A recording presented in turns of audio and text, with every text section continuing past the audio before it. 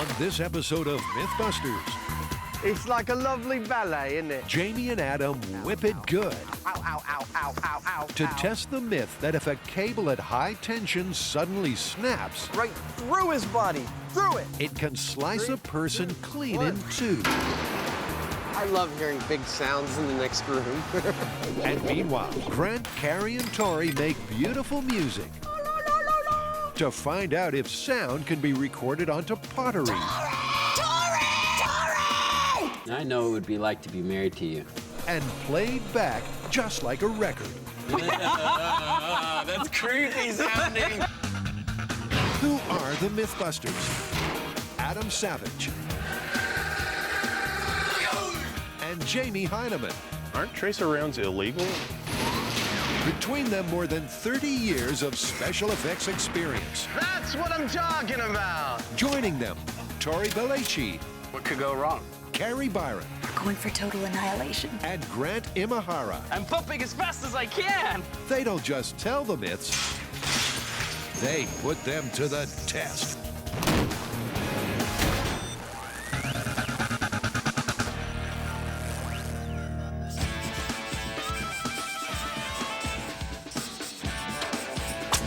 All right, I'm going to perform this next myth in pantomime.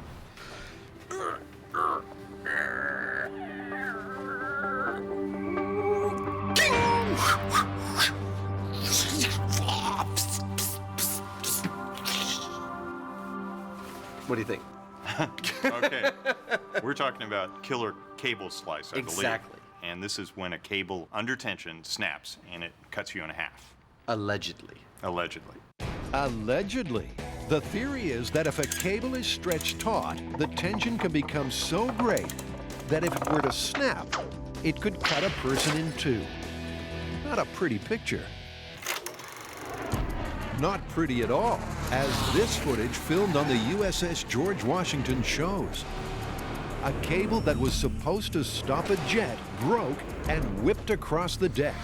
Luckily, one crew member had lightning-fast reflexes, but 5 others had no time to run. Dramatic proof of this real-life peril. You know, I'm a little worried about this one. I'm not sure how easy it will be to get the cable to behave in a predictable fashion, like where it's going to go when you snap it. Well, that sounds like a perfect opportunity for a bench test. We should do a scale model and see how we can make the cable snap predictably. Well, also, actually, with that, we can figure out where the most dangerous place to be in there, like the kill zone. Sure. To set up the bench test, Jamie screws on clamps at either end of a table. Then he secures parachute cord from one end to the other and tightens it until it's stretched taut.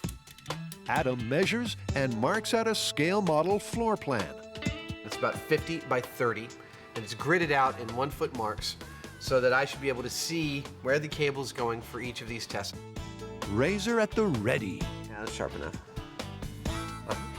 High suits ready? Okay, here we go. Test number 1, no obstructions. The cord soars straight down the center line. It makes all the sense in the world. You're tensioning it, and you release tension on one side. All the force in that cable wants to head towards the other anchor point.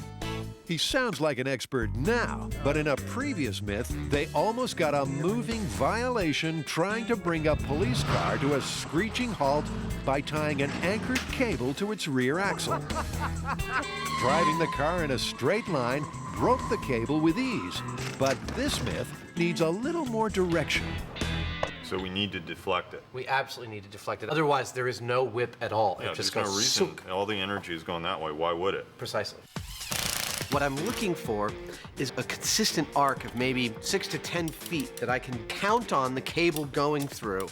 Then I can set up the big cable, I can put my test subject there, I can slice it and know that that cable under that tension is going to go. Stanchion moved closer to the cut point. Here we go. 3, 2, 1. It's so fast. That's just beautiful. Slap you in the face kind of thing. I mean, that cable is just moving right towards this area, just like you'd imagine your worst case scenario would be. Yeah. So if they can get the cable to move like the cord is doing, what would happen to a person who is unlucky enough to get in the way? They place a bolt on the grid that will play the unfortunate human.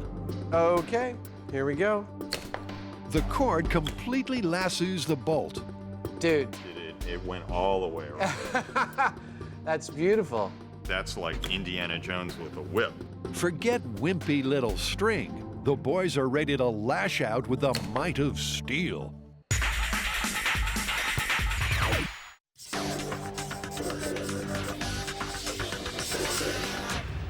So this myth first came to our attention on the internet. Scientists were playing back sounds inadvertently recorded onto ancient pottery. So somehow, in the mists of time, there was the perfect scenario in which a pot was turning on a wheel and something like straw or anything brushing up against that pot acted as a stylus. And their voice, their laughter, the vibrations from sound actually recorded inadvertently into the clay. Sounds pretty crazy, doesn't it?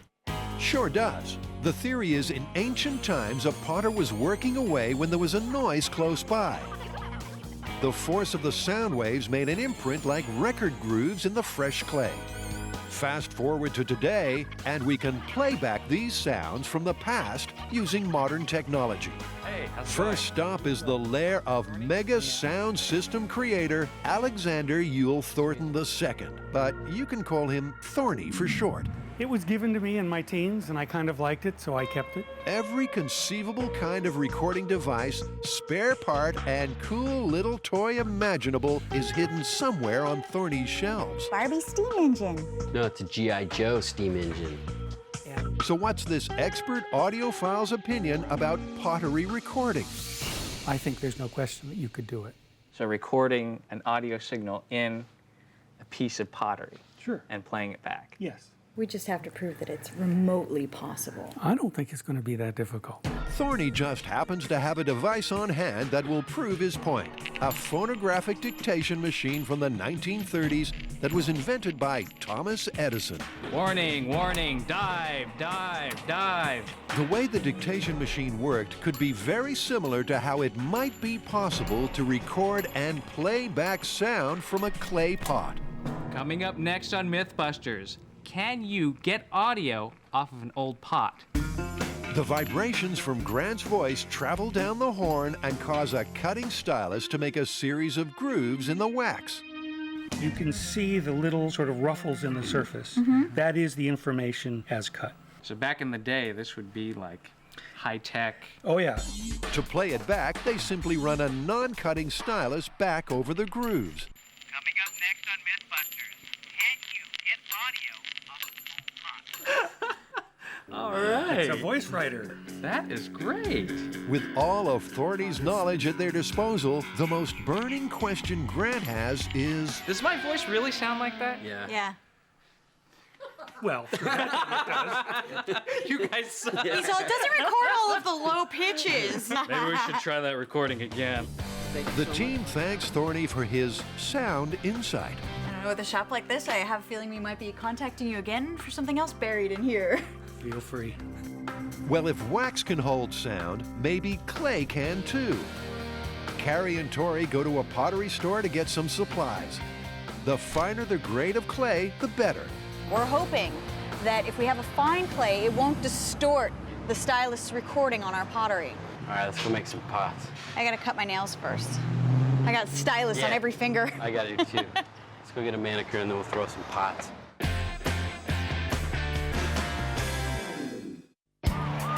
There's high tension all around us. Cables are mighty useful, so there's no escaping them. But if they snap, can they cut you in two? Sounds like just the job for the MythBusters. Well, we've got some safety concerns first off before we start actually, snapping cables. And I figure that means that we should get some kind of interior space inside a building so we can control it. Maybe we can be outside. Very separated. Yeah, this Yeah. thing's going to be dangerous as hell. The plan is to rig a series of chains and pulleys around a support column, attach a cable to it, and stretch it all the way over to another support column and position an obstruction between them.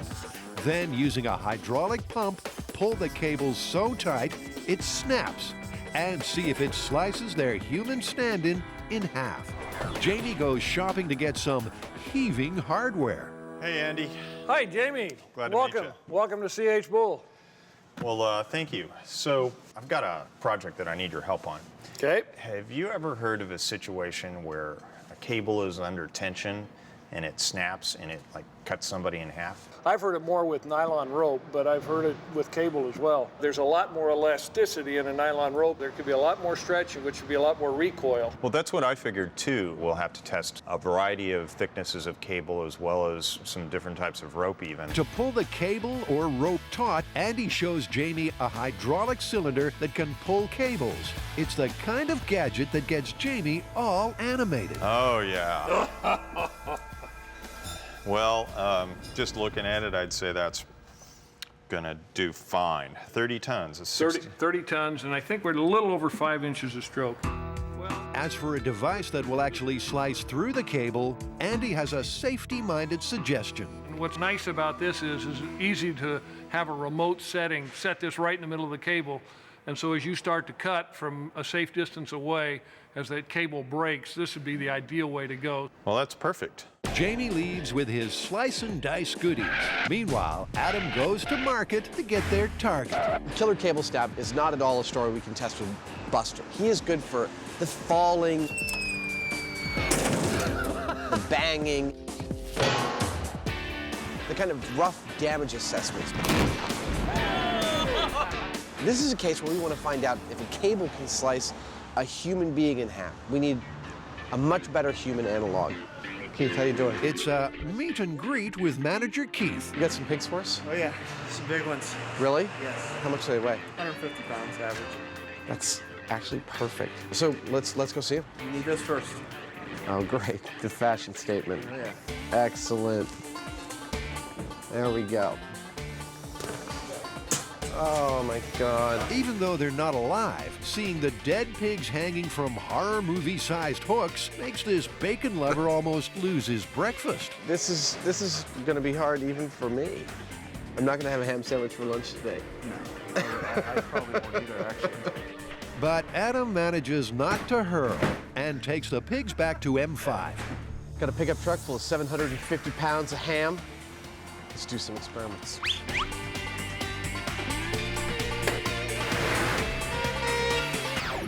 Did you stop some traffic with this lot? Or No, I got a couple of looks, but I got looks like this. People driving by, they saw the pigs, and then they looked in the cab and they're like, oh, it's the MythBuster guy. Along with shop assistant Terry, Adam makes the pigs a little more like human targets. On the advice of one of the experts that we talked to, we're gonna fill back up the cavity where the viscera was with ballistics gelatin. I'm also gonna put in some lungs. Stick it as far up there as it'll go. We like to spread the pain here on MythBusters. Get everyone involved. While they wait to be whooped, the pigs chill out. The theory of archaeoacoustics, that ancient pottery has sounds trapped inside from the exact moment it was being made, could be out there. Christ's words, the actual incantation to raise the dead, were recorded in the clay grooves of the pottery, just like the way music is recorded into vinyl. I'll have Chuck Burks meet you over at my office, see if this clay has Christ's greatest hits on it. To recreate a likely ancient scenario, they'll make a drum, then rest a stylus on top of it that's touching a wet clay pot spinning on a wheel. Next, they'll make some noise and see if the straw stylus etches the sound into the clay. Following in the footsteps of ancient man, Tori and Carrie are going to get primal and make some pots from scratch. Is it that messy that we need to lay down plastic? Yes. The raw smell of the wet earth combined with the romance of the creative process seems to be having a strange effect on Tori. We saw that movie Ghost. I did. Remember that scene? With Patrick Swayze and Demi Moore. Yep. It's a good scene. The one where he was dead? No, I think they were still both alive. Luckily, Carrie has met her share of artistic types with unoriginal designs. Need some help? Back off, Paletti. It's off center, it makes it lopsided. Carrie soon learns that shaping a simple pot isn't easy. Sooner or later, it's supposed to center, I'm pretty sure. I'm more off center now than I was before. This is gonna be the worst pot ever. Oh, looks great. Yeah. But eventually she centers herself and the clay, molding and shaping it. She makes a love to the clay with the hand. And the result is a shining example of symmetry. Nice job, Carrie. Yeah. Nice. It's pretty fun. Yeah, looks fun. Now it's Tori's turn to take a seat behind the pottery wheel. He slams it into high gear straight away. Talk about a lead foot. Isn't there a faster speed on this thing? You might be going a little fast, Tori. Nah, it's not going fast enough. I think I need to hook this up to an engine. I'm pretty sure the key is to go slow. Really? It's more fun to go fast. Tori, it might be a good idea to ease off on the gas a little. But you're the boss. The clay is not the boss. Well, apparently the clay's making all the decisions right now. The result of Tori's passionate artistic expression is less than impressive. Oh, it looks good. It's so cute. Look at that little tiny thing. Not something a guy ever wants to hear, but Tori seems proud nevertheless. It looks great. It's my first one ever. Putting their artwork to one side, Carrie is going to make a drum by cutting the tops off some earthenware pots and stretching animal skin over the top. Well, hopefully this will work like a drum and vibrate with sound, and the stylus will make sort of a zigzaggy line into my recording clay. Sound the drums. Tori and Carrie are ready to record. This is a damn fine drum. I'm pretty excited about that. Can cables at high tension be trusted? Jets on aircraft carriers rely on cables big time to put the brakes on. But watch your back. This footage, shot on the USS George Washington, is proof they can go AWOL at any time. But can a cable slice you in two? To test this myth, Jamie and Adam need to move somewhere nice and quiet where they can really stretch out. Oh, hurry up. This should do nicely. The perfect little hideaway in the middle of nowhere. A former workshop on an abandoned military base. So the metal grid there is what you're thinking, right? Yeah. They can't wait to move in and are full of decorating ideas. That's a fine hook to hang a pig on right there. We've got big steel beams to anchor our cables and cable pullers to. We've got a welding grid to put down our bollards and hang our pigs over, and lots of beams in the ceiling. It is ideal. To start with, they're going to build their cable rig. So you're the ghost of Christmas past, is that it?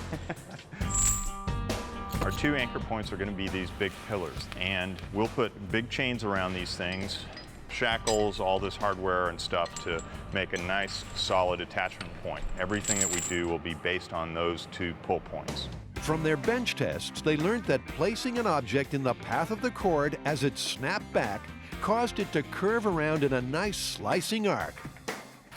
So they weld a large metal tank to the floor.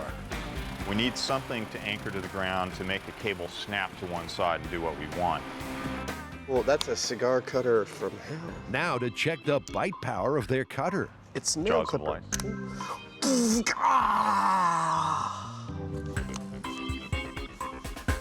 They power it up. And it cuts the steel like it's a piece of string. Damn, brother. Their first test is going to be with rope. Ow, ow, ow, ow, ow, ow, ow, ow. Jamie ties the rope to the rigging, then they crank it until it's nice and tight and position it over the bollard. I hope we didn't weaken it right there. Time to truck in their victim. Who is our first test subject? This is horrible. They raise Piggy up on a hook. They don't smell as pristine as they did the other day. And Adam gives him a reassuring pep talk. When the rope breaks, I want it to come whipping around here. And truthfully, I want it to slice right through your hide. Due to the danger factor, our MythBusters insurance company insisted the entire test has to be executed and filmed using remote equipment. When we snap these cables, they are going to be, a 50-foot cable is going to swing possibly in a 50-foot arc and slice not only our pigs, but potentially Jamie or I or a crew member in half. So in order to do this experiment, we need to be completely separated from it. The rope is too elastic for the hydraulic tensioner to pull tight enough, so they're going to heave it with a little something else. Adam's so excited to be driving one of his favorite forms of transportation, he does 360s of joy in the parking lot. It's like a lovely ballet, isn't it? Man, I love driving this big equipment. Gotta get one of these for myself. The forklift is attached to the rope with a long pulley system of lines that stretch all the way outside. The last touch is to place the cutter on the rope, and they're ready to slice some ham. Cool, let's roll. The team has been stepping back in time to dig up and dust off the myth of archaeoacoustics. That ancient pottery contains sounds from the past that can be tapped into. To recreate a very possible archaeoacoustic scenario straight out of a Pompeian potter's studio, they put their freshly made, unfired pot on the wheel and stand the drum next to it. On top of the drum, they place the stylus, a piece of straw. Tori does a sound check. Look at that. Look how much it vibrates when I do that. Their stylus works, and M5 becomes an ancient times recording studio. Pottery record! Tori will be the talent. Let's get ready to record! And go. And Carrie, pottery record producer. Like this? Like at it. Okay? Okay. All right, ready? In 3, 2, 1. Pottery record! I see little frequencies, maybe? They look for a sign in the line that Tori's magnificent tenor-like tone has left an imprint. Definitely, look at this. Yeah, I can see it. It's actually all through here. It looks almost like a braid. Has Tori's voice been stamped into the surface? Then Carrie steps up to the mic. Pottery record! The girl's got some pipes. Oh, I can see little zigzaggies. I can see it. It's really, really fine, but it's there. The zigzag patterns on the clay could be sound imprints, but they won't be able to test their pots until they're completely dry. If we tried to extract anything off of them right now, we'd probably end up destroying the groove because it's too soft. So the Pompeii scenario pottery recording seems to be going pretty well. What's next? Well, there was another version of this myth that appeared on one of those forensic TV shows recently. And, same idea with the pottery on the pottery wheel, but instead of the drum, they just had kind of a brush going along. But they were able to extract audio off of it and get some clue that helped them solve the case. Wait. They're taking the drum out of the equation, which means you have to rely entirely on the brush to pick up the vibrations from your voice. To test the freaky forensic show scenario, the team will spin an unfired clay pot on a wheel. And as it turns, they'll hold a brush against it and make a noise. This time, the drum won't be there to help. So to get the sound to stamp onto the clay, it's all down to the stylus. Potters often use straw as a finishing tool, so Grant cuts up long pieces from a broom. The longer the straw is, the better chance it'll have of vibrating and then maybe making an impression on the pot. Carrie very helpfully tests the stylus. Ah! Yeah, something like that. Maybe it's too low pitch. Ah! Oh, now it's moving. Look at it. Screaming is fun. You don't get to do it anymore. Grant secures his straw brush to a metal stand next to the pottery wheel. Oh, no, you gonna put the win bat on. first place in the fair. Maybe second place. And Carrie says what all forensic investigators wish they could. You crazy killer! Yeah? I didn't realize you were gonna do it that loud. I'm trying to get a good chance. To make my left ear go deaf. Okay. I think you got it. Carrie, you're killing me not so softly. They grab a fresh pot. This time she's just going to say a single word. It could have more impact. So like, Carrie or Tory. Okay. Carrie releases her inner pain. Tori! You got some grooves. Is it deep enough? Any one of those grooves could capture that information. There are definitely some mystery cuts and nicks on the clay, But were they caused from sound vibrations, or was it just the force of Carrie's breath that moved the straw? Tori has an idea to reduce the chance of any falsetto markings. You know how when they record music, they have the little windscreen? It's just, Okay. it's like a piece of like Pantyhose. pantyhose that just goes over, Yeah. and that keeps it from, you know, the wind hitting the element. You want to make one? Yeah. Do you have your pantyhose here? I'm wearing them. I It's can in your- I can take them off. I'm gonna do Get it the right spare here. pair in your toolbox. A windscreen should help block Carrie's breath. Got your pop screen all ready? Yep. To try and focus the sound on the stylus even more, they cut back the bristles on the brush, so just one piece of straw is concentrated on the clay. A quick vocal warm-up, and the voice of an angel rings out. Or maybe make that the devil. That was a good one, Carrie. Now I know what it would be like to be married to you. But they got their best clear marking on the clay yet. It's perfect. Yeah. The forensic pottery sessions were a hit. Gonna go double porcelain.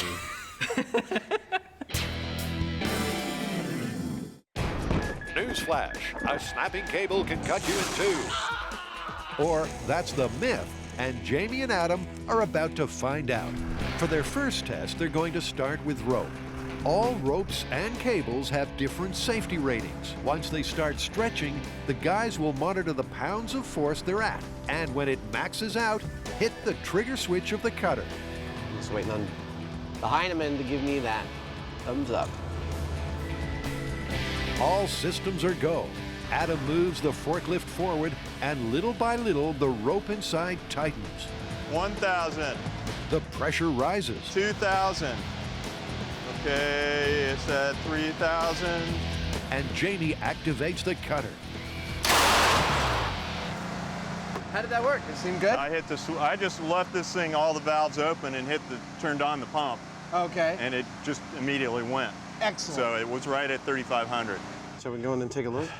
I think so. Well, it kind of looks like it made contact with the pig. From examining the pig's hide, it looks like the first cut isn't always the deepest.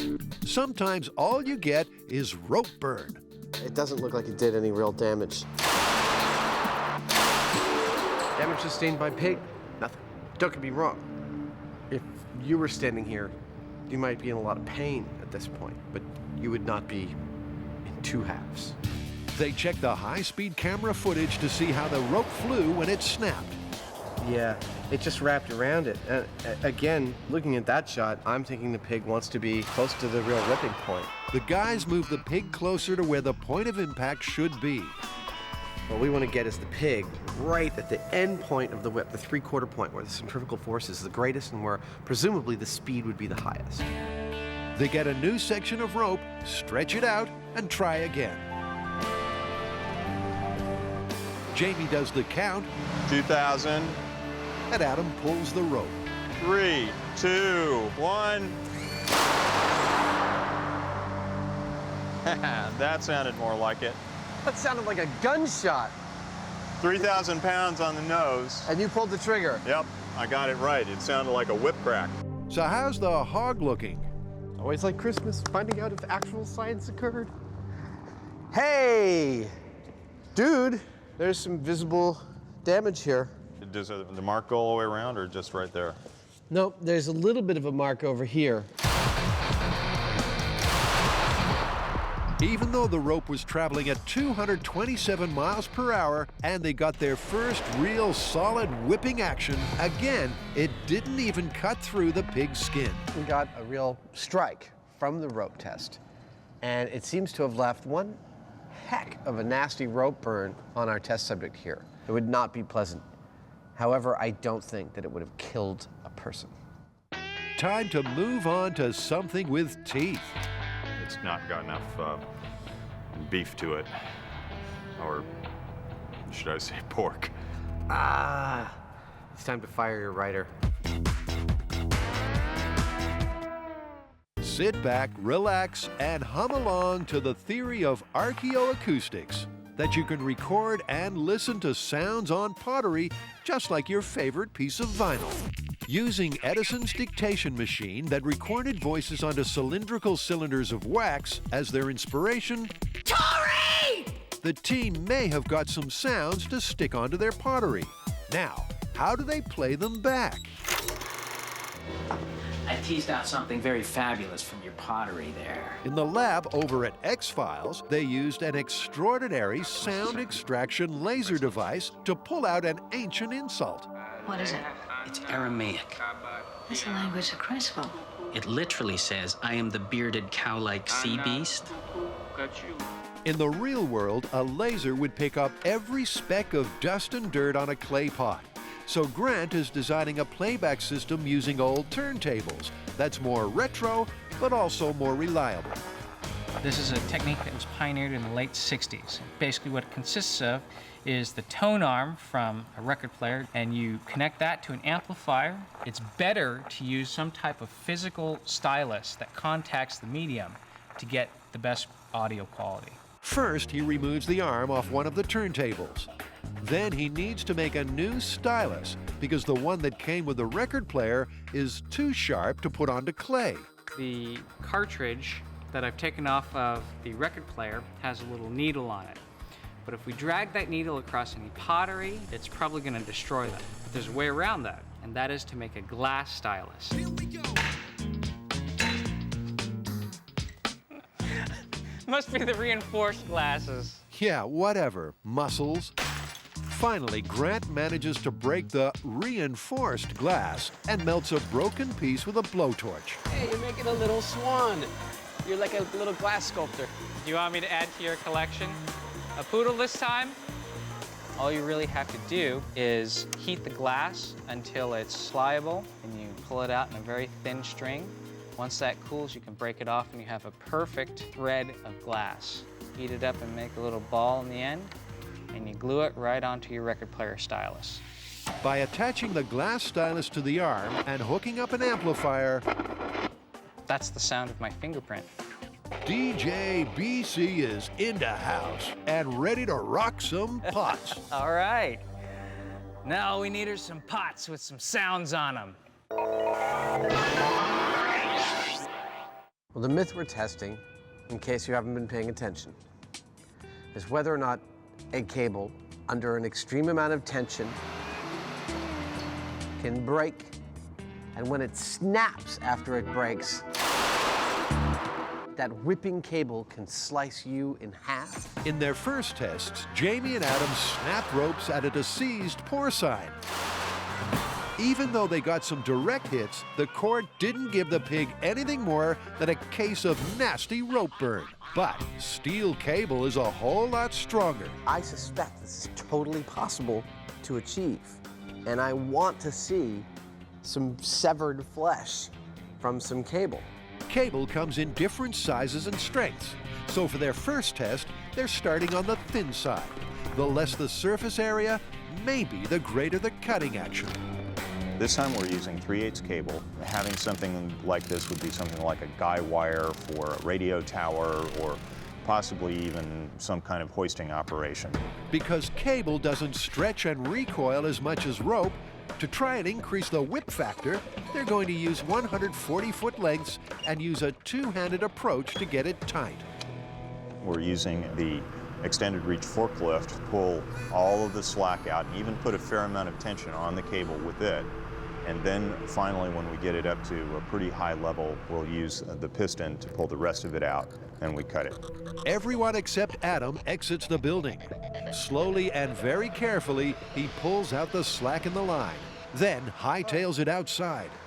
I pulled the limit of what the fork can pull, about 9 inches, so let's go for broke. All right. They put the hydraulic pump into gear. There we go. All right, cutting 3/8 cable in 3, 2, 1. I love hearing big sounds in the next room. Wow, I mean, it looks like it couldn't have been more successful. He took quite a hit. This time, Piggy went for a trot. This little piggy went to market. If you think about how much force it takes to give him a pop that will move him about 10 feet. It might not slice your legs off, but it might render them needing to be amputated or something. Looking at the slow-mo replay, they almost got barbecued pork. Did you see the sparks off the barrel? That ought to tell you something. No one can fault us for not giving it the right amount of force, tension, and smacking. That'd be brutal. It'd make your heart stop. But the 3/8 cable still didn't cut it. This was perfect for cutting in half if it was gonna, and it didn't. 3/8 cable is done as far as I'm concerned. It's probably time to bump up to bigger gauge. Okay. Bigger is sometimes better, so the guys reel out 5/8 cable that has a mighty breaking strength of 40,000 pounds. That is super thick monster cable. And we're gonna see if that has enough energy to do the damage that we're looking for. Stop it! Jamie secures the heavyweight cable to the puller. I wouldn't want to be anywhere near this stuff when it snapped. No, this is going to be a bit of a different beast. The hydraulic puller puts 30,000 pounds of pressure on the cable, and it's time to unleash this monster. Okay, ready? Cutting 5/8 cable. In 3, 2, 1.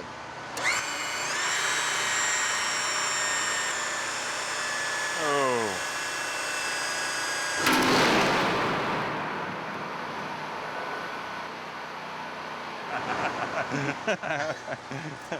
That kind of wound you up, didn't it? Wow. They go inside to inspect the whack factor. Pig's still in one piece, but it went a little further, didn't it? He went a lot further. The pig took a massive hit, but he's still not cut in half. Dude, that is so... It was a good hit. Brutal.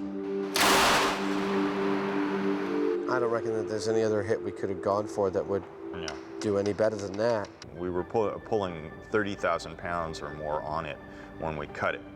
And 30,000 pounds, I mean, that's like 10 cars or so of energy that's getting let go, bang, like a shot of a gun. Looks like the killer cable myth isn't such a snap after all. I can't imagine anybody looking at that footage and not thinking that somebody standing there would have gotten killed. I mean, the pig was just brutally hit. That he was pulverized in his midsection. No, I agree. That is not a survivable hit, but that's not the myth. The myth is that that snapping cable can slice you in half, and we don't have a sliced up pig. No, we don't. I don't know what we're going to do to achieve it. Well, we've got to figure it out. Back at Base BC, the team have dug up a theory that's been buried in the sands of time, that ancient pottery can contain sounds from the past. You crazy killer! Attempting to record onto clay, they think they might have got some sound to embed onto pottery. Now, to try and play it back. There is one primary piece of scientific evidence that does support this myth. Yeah, in 1969, there was a letter published in the Proceedings of the Institute of Electrical and Electronics Engineers, of which I am a member, where they claim to be able to record and play back the sounds of a potter's wheel in a piece of pottery. To listen, they place the now-fired Pompeii pot onto the pottery wheel and spin it like a record on a turntable. Then they put Grant's glass stylus in a groove and are all ears. Okay, get it. Whoa, better get the RPMs right, guys. Luckily, it didn't break, and they try again. Okay, ready? As the pot rotates, they can clearly hear the stylus scraping as it moves over the surface of the clay, but nothing else. Go to this one, because this is a good groove here. Grant finds another groove to trace further down the pot. What?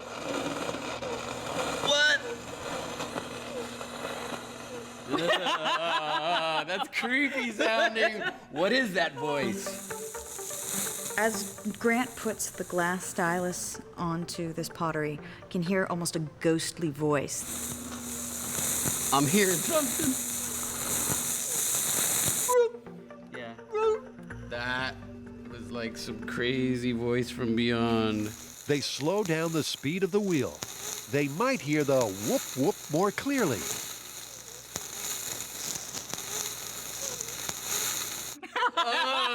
It sounds like some demon possessed. I had to stop. I had to stop. Okay. It's giving me chills. Okay. Are they the words Pottery record, or is the team just hearing the voices in their head more plainly than usual? But there's definitely something there. There's definitely something there. It's not just static. Putting their Pompeii pot aside for now, they're ready to test their forensic TV show pot, where they used a brush stylus and no drum. Again, the team places the stylus on a groove in the pot and listens closely. But it's hard to make out if it's anything more than just static. There's one area where I hear sort of a, but it's really faint and I don't know if I'm making it up in my head. Huh, probably won't ever be a hit carry, but it's given our trio hope. There was some noticeable recording there that repeated, and it wasn't static. So my feeling is it's not your best way to record sound, but it's possible. I don't want to crush our little supergroup's dreams of Pottery record stardom, so we're sending them to a sound lab very soon to get a pro's take on their potential. I think it said Armageddon is in 3 days. Dude, at least wait for the weekend. Go to this one. Listening to their Pottery records, the team heard some mysterious sounds. But it was hard to tell if it was a human voice. What? So they're off to a professional sound studio to get this myth cleared up. I feel like we're doing a drop-off or something. Yeah. So now that we've gotten all of our ghost sounds off of our pots and recorded them onto tapes, we've come down to a little place called Dyno. They're hopefully going to do that forensic show thing where they clear up all the background and you get some sort of discernible words off of this audio track. Hello. Meet super sound guy Albert. Do you have any sort of laser system that, we could bounce a Doppler laser off our pottery and capture audio off of that? I don't have a laser system, but I have very good restoration tools. So what we have on this tape, I will be able to hear. Albert takes the team into his high-tech sound studio, and Grant beams up. Number 1, set course for Starbase 217. Engage. What? This is the way of your people, isn't it? Yes, it's part of my history. It's what we do. Albert cues up a track from their Pompeii pot, where the team thought they got their best possible sound imprint. I will try to use different tools to increase the sound, to reduce the noise.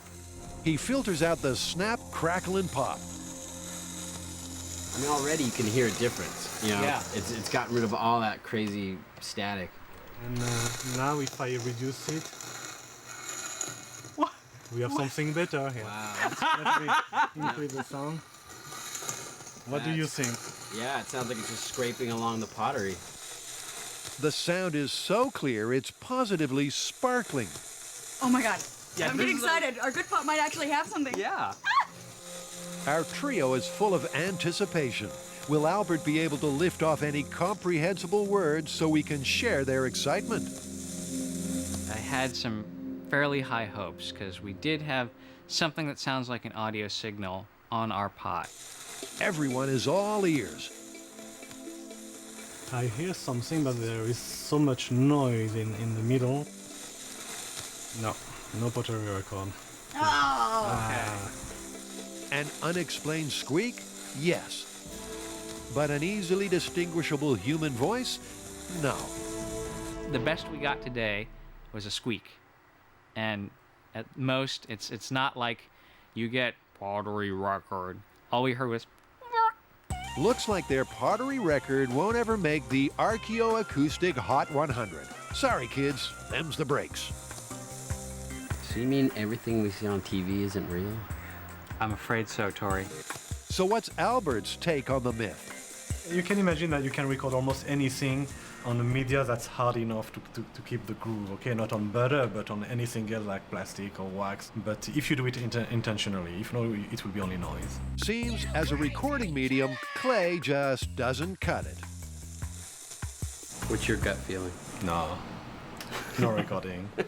As a Frenchman and a sound engineer, No, pas possible. Pas possible. Pas possible.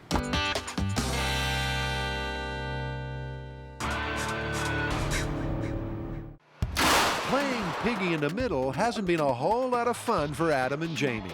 He took quite a hit, but you know what? It doesn't look like it cut him. So far, trying to snap a dead pig in two with a whipping cable, Porky has emerged victorious and still intact every time. I can help. This is one way to cut a pig in half. These results, they're not only counterintuitive to what I thought was possible, but they're really frustrating. So I had a research team call pretty much every national, federal, military safety organization that they could get on the phone to ask for evidence of this myth. And while there's tons of anecdotal evidence, and there's not a fisherman alive who doesn't think this myth is true, we could not locate a single definitive, confirmed case of someone being sliced in half by a cable. Well, the myth says that the cable will slice you in half like a hot knife through butter. Well, there are plenty of recorded fatalities, and we showed that a snapping cable can kill you. Well, you know what happens now? Yes, I do. We've got to get back down there and find out what it'll take to actually cut one of those pigs in half with a cable. Exactly. For their next attempt, they hogtie Adam's nemesis. Basically, so I'm holding his torso perfectly rigid to the cable, whack, going right through his body here. That's what I want, right through his body, through it. This time, the idea is to combine the best of both worlds, from thick and thin cable, mass and cutting action, by attaching a piece of 3/16 cable to the end of the monster line. We're hoping that this little whip gets such high speed from its instantaneous yank from the big cable that it'll cut the pig. Pressurizing the cable, 5/8 cable with the 3/16 whip. The tension builds. But will they get their release? Okay, cutting the cable in 3, 2, 1. Made a good loud sound. Damn. It sounded satisfying, but the pig was faking. No dice, no slice. The myth's not looking good at this point. No, we're not getting anywhere near the carnage we thought we'd be able to get. The stress of no success is making Adam a little loopy. This time, we're actually going to attach a loop of 3/16 cable to the 5/8 around the pig, anchored to the grid. You see what I'm talking about? You see what we're doing? I think we're good to go, man. We've got the loop, everything's tied down. If he doesn't get a result this time, please don't hold me responsible for his actions. Final death loop. Oh, please, please, let there be a pig cut in half in there. That's it? He's not cut in half at all. Sorry, Adam. The hog is still whole. Let's go get a sword. A meat cleaver. If anything is about to snap, it's Adam. That's all we can do, right? Jamie, never say that to a man whose eyes are glazed over. Well, look, I'm just gonna go back to the forklift and pull back the forks until that cable goes through his midsection. Okay. Warning, if you're a sensitive soul, now is the time to avert your eyes. Things are about to get a little disturbing. All right, I'm good to go. Like a man possessed, Adam floors the forklift and proves pigs really can fly. There we go. Hey! Woo! Oh, man. It smells even worse now. Pork salad. Let's get her into the truck. I'll take the top half. I'll right. split the duty.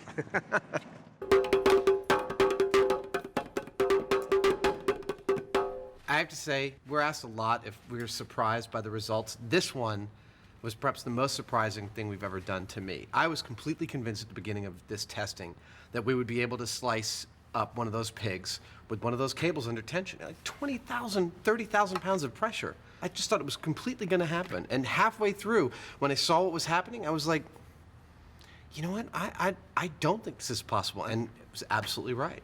Nope. It'll kill you, but it won't slice you in half. Amazing. Busted. Totally busted.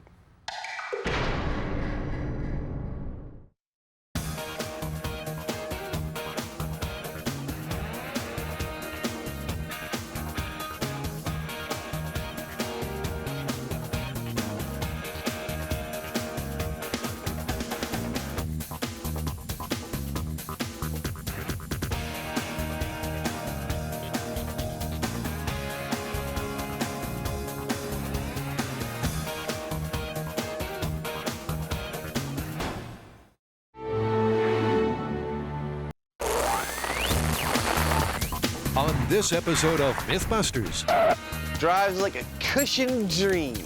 it's the Great Gas Conspiracy. The end of the oil monopoly, man! As Adam and Jamie put mythical mileage boosters to the test.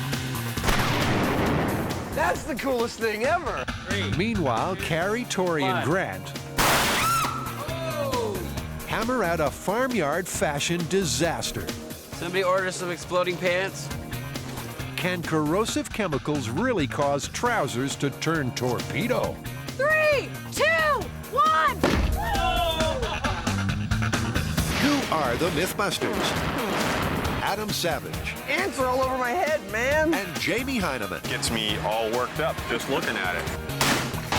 Between them, more than 30 years special effects experience. That was heavy. Joining them, Grant Imahara, Go get him, boy. Tori Belleci, Whoa! and Carrie Byron. That was crazy! They don't just tell the myths, they put them to the test.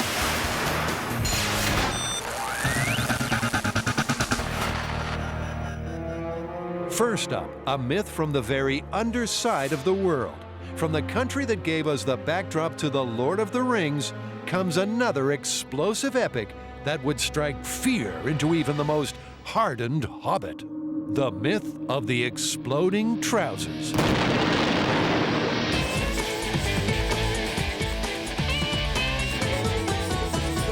right, this is a funny one. In 1931, in New Zealand, a sudden and deadly epidemic hit the country. Farmers' pants started exploding. You're kidding. Totally serious. They started exploding on the wash lines, in front of fires, and sometimes on the farmers themselves. We all know that there can be explosive chemicals on farms, and it seems that the Kiwi farmers started using a new chemical, which, once it stained their clothes, it could explode. This is too perfect for us. You guys aren't making this up. It brings new meaning to the term fashion disaster. The first victim survived when his trousers allegedly blew up in front of the fire, but others weren't so lucky. Well, I guess in order to make sure that these stories aren't exaggerated, your job is to get some farmyard explosives and some pants. The pants are going to be the easy part. Getting the explosives, that's going to be a little bit more difficult. Well, I've been doing a little bit of research, and it seems like there could be 4 culprits to this. 1, it could be made from gunpowder, or it could be made from herbicide, it could be made from fertilizer, or possibly even some acids. So your job is to get these together, mix them with some pants and see which one goes boom? It's not really going to be that easy. We have 2 major issues to deal with. First of all, I'd like to start in the small scale, because it's possible none of them work, and then we're busted right there. Secondly, I'm pretty sure making explosives is illegal, so we're going to have to get the FBI involved. And we're also going to have to shoot this in a way that audiences can't copy us. Because let's face it, we don't want people going around making exploding pants. So that's the plan. The team is going to get hold of 4 common 1930s farmyard chemicals, add some secret ingredients, and see which, if any, can make trouser torpedoes. So, first things first, the hot pants. I have procured some 100% cotton overalls, and I'm cutting some swatches out of it that are going to be 3x3 squares so that we can do a few small-scale experiments. To help reveal the killer culprit, the team is going to start the atomic trouser testing in miniature, where they're going to be helped by former FBI agent Frank Doyle. As Adam and Jamie know, Frank is a handy friend to have. These are .223 caliber tracer rounds. After all, it was Frank who helped shoot up a gas tank. Today are This time, he's here to give a Booms for Beginners class. just like the flight attendants tell you when you're flying on an airplane, safety is #1, so we want to do everything very safely. Frank's safety brief is crucial because making farmyard explosions can be very, very dangerous. Any questions? I have one question. Did MythBusters have an FBI file? Gal, I don't know. That sounds like an administrative question. So it's classified, is that what you're saying? It's classified, just like the wretched recipes that the team is about to make. Starting with Grant. Okay, we ready, Frank? Let's do it. Grant's farm ingredient is a 1930s fertilizer, but the rest of the concoction is a MythBusters secret. Start with drops. You'll need very little. It's a delicate operation because one false move could spell disaster. Frank, this is like the world's most dangerous cooking show. With exploding Trouser culprit 1 all cooked up, it's on to Carrie's number 2. Okay, black powder is something you would definitely find on a farm, and I'm not sure that everybody in New Zealand could be spreading this on their clothes enough to create quite a panic, but it is something explosive. But because black powder won't cling on clothes, Carrie's turning it into a sticky liquid sludge. It's looking good. Do you not like your black powder gravy too lumpy? With 10 swatches smeared with the gruesome gravy, suspect 2 is all set. Okay, that's it for the black powder laundry. So it's time for Tori. What I have right now is a herbicide, and they used it in New Zealand where this myth came from. This could be potentially explosive. Tori's herbicide is another culprit in this clothing conundrum. Frank, why are you standing so far away? Because I want to continue to live. So then the next question is, why am I standing so close? With this third suspect close to finishing, it's back to Carrie for the final rancid recipe, gun cotton.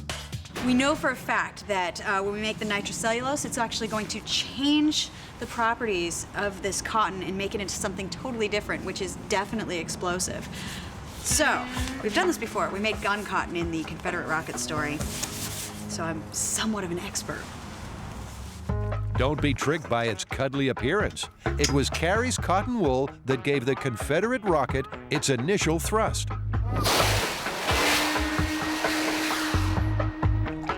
And just like before, making it is pretty hazardous. You see all that smoke coming off? That doesn't look so good. God, this stuff is nasty. Because Carrie is so confident that this will have explosive results in the small-scale testing, she's also going to prepare a full pair of gun cotton pants for when the team ramps things up.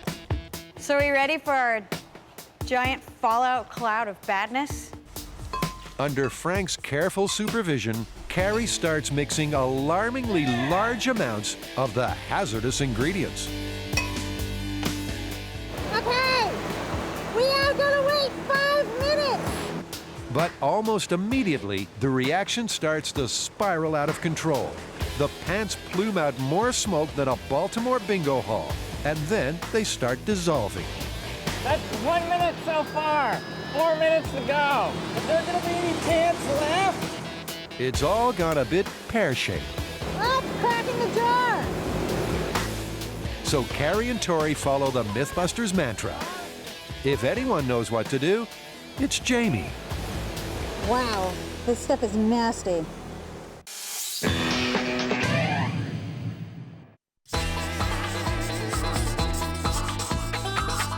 So what do we got? Well, this one is the Great Gas Conspiracy, and it is that the automakers and the fuel suppliers are in collusion with each other to keep us dependent on expensive gasoline and inefficient cars. And there is a host of devices out there that are supposed to help you beat them and stick it to the man. That'd be great. So we're gonna blow the lid off this thing.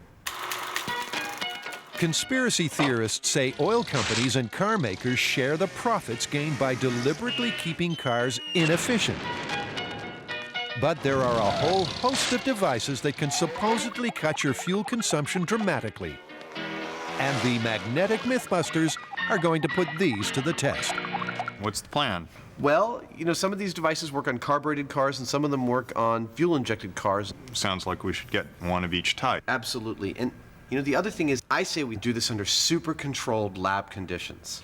Well, they have those things, I think they're called dynamometers. Oh, the thing they put the cars on Yeah. while they're testing, they're stationary? And we should also put the gasoline in an exterior vessel that we can track and we can visually see how much we're consuming. I don't think anyone will have any ability to complain about our methodology here. Yeah. They will. You can count on it. They're going to get the top 4 miracle cures and fit them to 2 styles of car. Then, at the dynamometer, they'll see which device keeps their wallets the fattest. First things first, the cars. Car 1 is a mid-90s fuel-injected run-of-the-mill runaround. But carburetor car 2 is something altogether more retro. This is a nice car. Yeah, it's your style, isn't it? I love it. Drives like a cushioned dream. Look at that. Seems like it's in good shape. It's real clean. This is a road trip car. We're going to Vegas in it when we're all done. Me and Jamie. But why have these gas gamblers got 2 cars in the first place? This is a best-selling car from the 70s, American-made, 8-cylinder, carbureted. And the black one here is one of the best-selling foreign cars of the 90s, 4-cylinder, fuel-injected. 2 great representative samples of, like, do-it-yourself car improvement platforms to test on. With both cars up and running, the MythBusters next turn mechanics, but without much success. What is this? That's what I also don't know. They're trying to work out which of the many tubes is the fuel line that connects the gas tank to the engine. This hose right here. Yeah, that's fuel? That's fuel, and I'm going to try and turn the engine over. Okay, and I should see fuel squirt out of that all over the hot engine, yeah? Yeah. Okay. Yep, no, stop. Bingo! With the fuel line sussed, Jamie disconnects it from the gas tank and attaches it to an acrylic gas-holding cylinder, which will let them see precisely how much fuel the cars consume. And that means they're ready for those mythical money-saving devices. And where can those be found? Why, the internet, of course. What I have so far, fuel line magnets and a carburetor that is purported to give you 300 miles per gallon. I've also gotten plans for a homemade fuel cell that you can build that converts water into hydrogen gas that you can use to run your car. Grant's hydrogen fuel cell is all about electrolysis. When you apply a voltage to electrodes in water, the H2O molecules split into hydrogen and oxygen. This internet patent can allegedly generate so much hydrogen that you can run a car with it. And to build it, Grant and Adam first hit the electrical store, one of their all-time favorite places. I need some 10K resistors. How many? About half a dozen. While Grant gets down to business, Adam is also pouching with excitement. Kangaroo works its way towards the mother's belly. And that is so cool. 7 hours later, they return to base. Adam's going to build the electrolysis device as detailed in the internet plans. That right there is the business end of the oil monopoly, man! While Grant is concentrating on the power. It's the current through the electrodes that should cause hydrogen to be released. This should be a square wave, and right now it's kind of a nasty sawtooth. After an hour of fernickety fiddling, Adam's fuel cell is connected to Grant's power circuit, and everything's ready for a test. Dude, I see bubbles. Check it out. Yeah, See? it is bubbling. It's working. Hydrogen is bursting forth. But will these tiny bubbles be enough to fuel a car? This was what I first thought was going to be the label. And then I thought, I can say that simpler. And I came up with, sticking it to the man.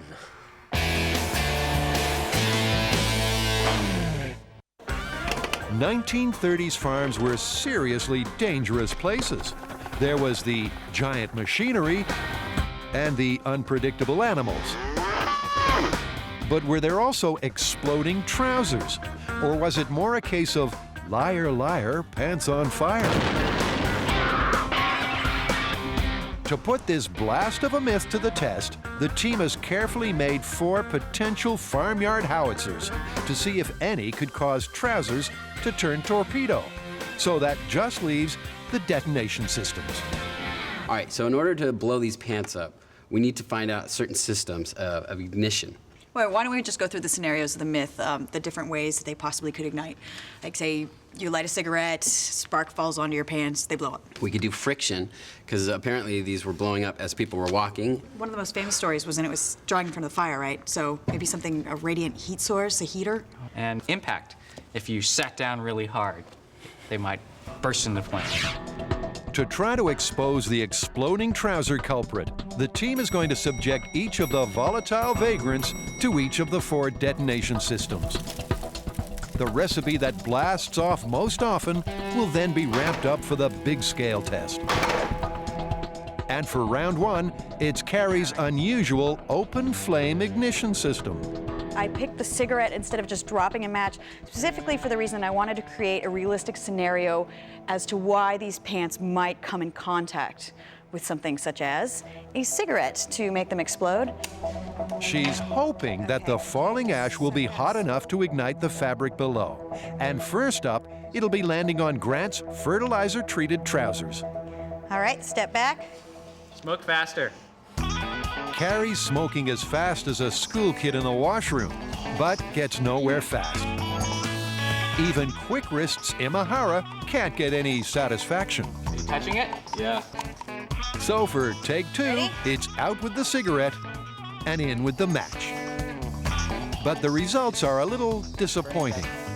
I would not exactly call that an energetic ignition. So, fertilizer plus flame is, infertile. Next up, the black powder. But remember, the black powder was mixed with water. I thought this was gonna be a little more exciting. I thought we were gonna get a little blast out of this one. Yeah, it's like threatening to blow up. Oh, come on. I think if I were the farmer, I would still have time to get my pants off and run before it caused any problem. All right, so we're ruling out gunpowder. I would rule it out. All right. Next, let's do my favorite, my specialty, gun cutting. I know for a fact that this is going to be somewhat explosive, so just in case, maybe put on your ear protection. Okay. So far, it's 0 for 2. Can Carrie's gun cotton do any better? This is your specialty. This stuff's supposed to be gun cotton. Should I take off my ear protection now? Yeah. It's another flame failure. That just leaves the weed killer concoction. Can this Herbie go bananas? That is awesome. Look at that. That is graduating to the next level. Like. Could you imagine walking down the street and this happening to your pants? Poof! That would suck. So the herbicide is winning so far, but how will they all respond to the next ignition test? Radiant heat. We've got our powerful light. Right now, I've got a probe right at the top, and we're at a little bit over 300 degrees. 2 degrees? It's just like a farmer drying his trousers in front of a fire. And just like the last test, not a lot happens. The fertilizer doesn't fizzle, the gun cotton doesn't go off. There's some sparkles from the black powder. Nice. But then once again, the herbicide takes the cake.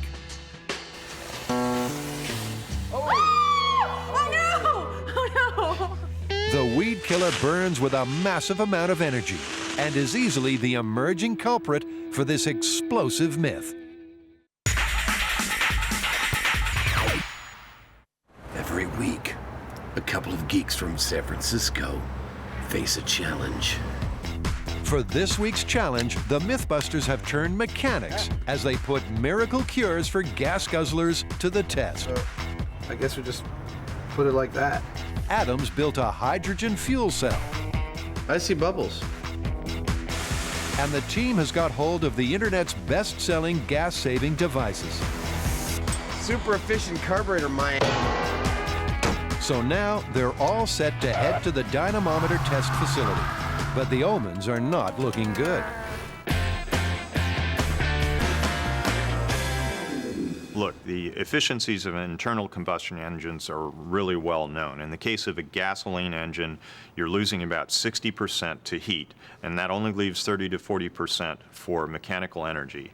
In the case of a diesel, it's more like 50-50. So there's not a hell of a lot of percentage points to play with for improving your efficiency. No, you're only going to improve by like around 10%, and that's nowhere near these hundreds of miles per gallon that some of these bolt-on devices claim to get. So you just won't get that. The physics won't allow it. Not possible. The spinning dynamometer is the perfect place to test these miracle cures because it should let Adam and Jamie get very precise mileage readings. We've got the car on the dyno. We've got the other car waiting to go on. So the first thing we're going to do is our baseline test with cars unmodified. For a point of comparison, using a set amount of fuel, they'll calculate the miles per gallon of each car. First at 35 miles an hour. 17 miles per gallon. Okay. And then at a highway average, 55 miles an hour. Tell you, it's a lot more fuel efficient in its main gear at 55. We're getting 25.5 miles per gallon. With the baselines for the carburetor car cached, bring on the first miracle cure, the magnets. Okay, so it says to put it as close as we can to the carburetor. Okay, magnet test. Here we go. According to the box, the magnets work on the principles of hydrodynamics and align the fuel molecules in such a way that they burn better. But what does that mean? We asked our graphics guy to explain it, but he didn't understand it either. So it's a mystery how they work. But have they had any effect at 55 miles an hour? The baseline reading at 55 is 25.66. I come out with 25.55. Okay. No change. No change at 55. And at 35, it's the same story. Well, what does that tell us? It busts this whole magnet, fuel, electromagnetics thing wide open, man. It's crap. It's strike one for the gas conspiracy theory. So the next test is acetone mixed with gasoline. What we have to do is put about a 500-to-1 ratio in here, which amounts to 2 milliliters of acetone in with the gasoline. The idea is that the acetone somehow makes the gas burn more completely. But does it work at 35 miles an hour? Well, it uses up fuel a little faster, which gives us miles per gallon of 16.65 with acetone, as opposed to 17.03 without acetone. So acetone makes the car less efficient, a result confirmed with the 55 mile an hour test. Next up, the miracle carburetor. I'm gonna get behind the wheel. This latest device can supposedly increase mileage to 300 miles per gallon. But Adam's out of gas even before he's reached the baseline level. 17.69 miles to the gallon.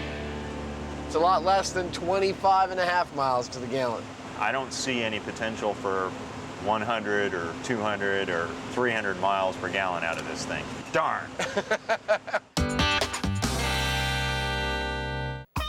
Farmyard chemicals can be downright dangerous. They can hinder your health in a whole host of ways. But can any of them ever make your trousers explode? To find out, the team is putting 4 potential farmyard fizzlers to the test. So far, the herbicide is winning, but there are still 2 detonation devices left. Starting with Tori's friction maker, which supposedly imitates the way farmers walk. They were walking like this. In this, there's a lot of friction builds up between the legs when you walk like that. Can this mincing machine really lead to a trouser explosion? Your farmer's walking pretty fast. What's that? Your farmer's walking pretty fast. Yeah, he's in a hurry. Despite the farmer breaking the world sprint record, there's no immediate ignition. Let it go. No, he's not done walking. Better hurry up. After a marathon run, none of the samples, not even the herbicide, smoke at all. Which leaves one final detonation device. It's hammer time. When it comes to heavy impact, Grant Imahara is your man. On the hit TV show BattleBots, an even younger-looking Grant was inflicting damage in lethal blows. His robot dead blow was feared across the land, and this killer hammering action is just what this myth needs. Grant's replaced Dead Blow's dagger with a sledgehammer. And hey presto, here's an impact detonator. That's gonna be great. So this is cotton with black powder. In 3, 2, 1. Well, it hit it. It hit it. It was right on the money, but with the black powder, there's no trouser detonation. I think that rules that out pretty fast. 3. So the team tries again with the fertilizer, but get the same result. Then it's Carrie's specialty, the gun cotton. Not a peep. Last up, the current leader, the herbicide. Mash it. Okay. 3, 2, 1. Holy mackerel! Oh my God! That was sweet. Oh, fire! Where? Just we can just yeah. I think we have our exploding pants. Yeah, I say. Great. With the herbicide, it's a case of now you see it, now you don't. This is my favorite new stuff. Tory's herbicide really can make trousers explode. And what's more, in 1930s New Zealand, this stuff was abundant. So I've been doing a little bit of background research on this myth, and I found out that New Zealand farmers were using our classified weed killer, but in the 1930s, the amount they were using totally skyrocketed. Why is that?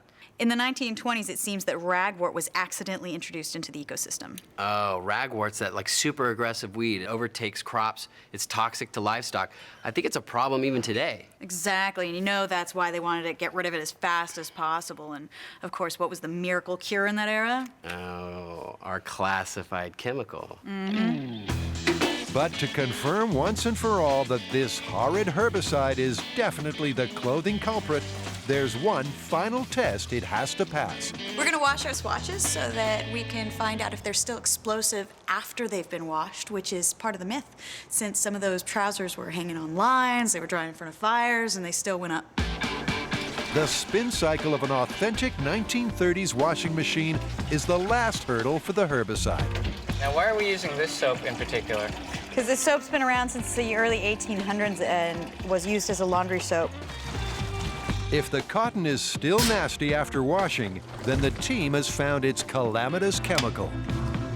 Swatches have been washed and dried. Let's see if they retain their explosive nature.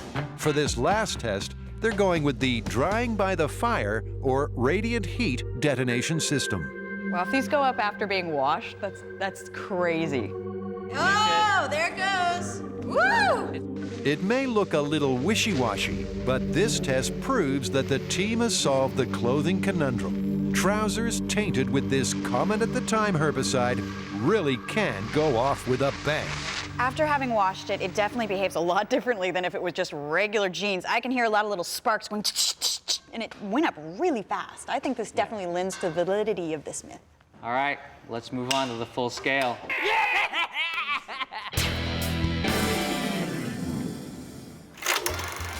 Here you are with it. Here you are without it. Every year, Americans spend billions of dollars fueling their cars. To try to claw some of that back, the MythBusters are putting miracle gas cures to the test. Faster pickup getaway, more miles per gallon than you ever dreamed were possible. But they're not doing well. Their carburetor car scored 0 for 3. Nothing improved its mileage. So they swapped to the more modern fuel-injected car.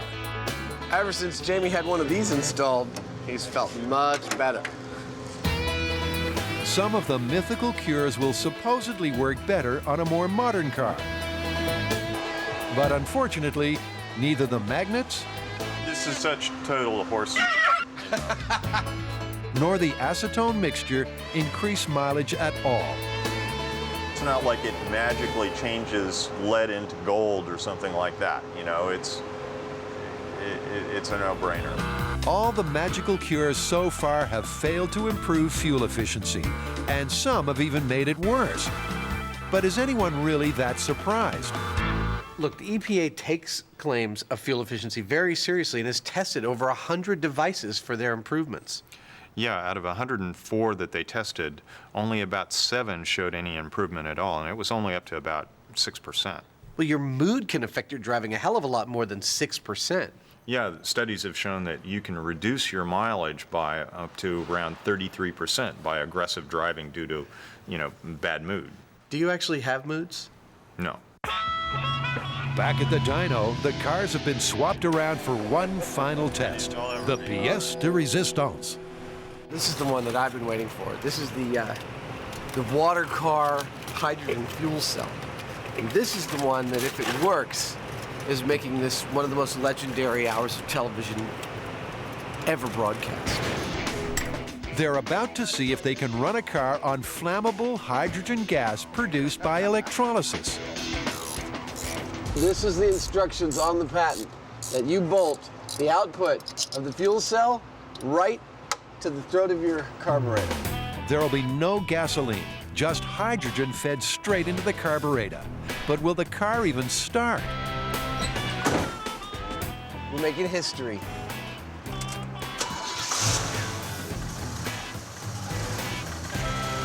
Oh my God! Oh my God is right. The car's working. But sadly, it's not because of the hydrogen. Oh, I think that was a little bit of residual fuel in the system. What do you think? I think that's the case.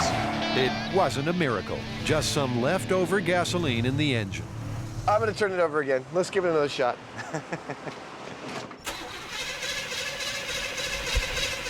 Come on! All right. My God! It doesn't work! I can't believe it doesn't work. I found it on the internet, man! The electrodes are just not giving off enough gas. But to test whether a car could even run on hydrogen in the first place, the boys are going to hose some directly into the carburetor. Ready? Yeah, okay, here we go. Okay. Okay. That's the coolest thing ever. I guess you could, if you had a lot of hydrogen, run your engine completely without any other modifications. Let's do it again. You know there's going to be trouble when it's all going so well.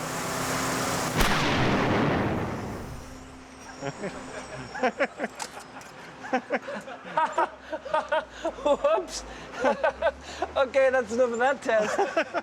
With a rather nasty backfire, it's time to back out. I think it's best if we just let it go.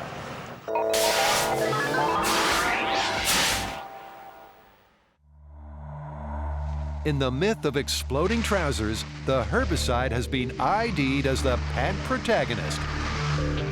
But before ramping this up to full scale, Carrie wants to make this classified concoction even nastier.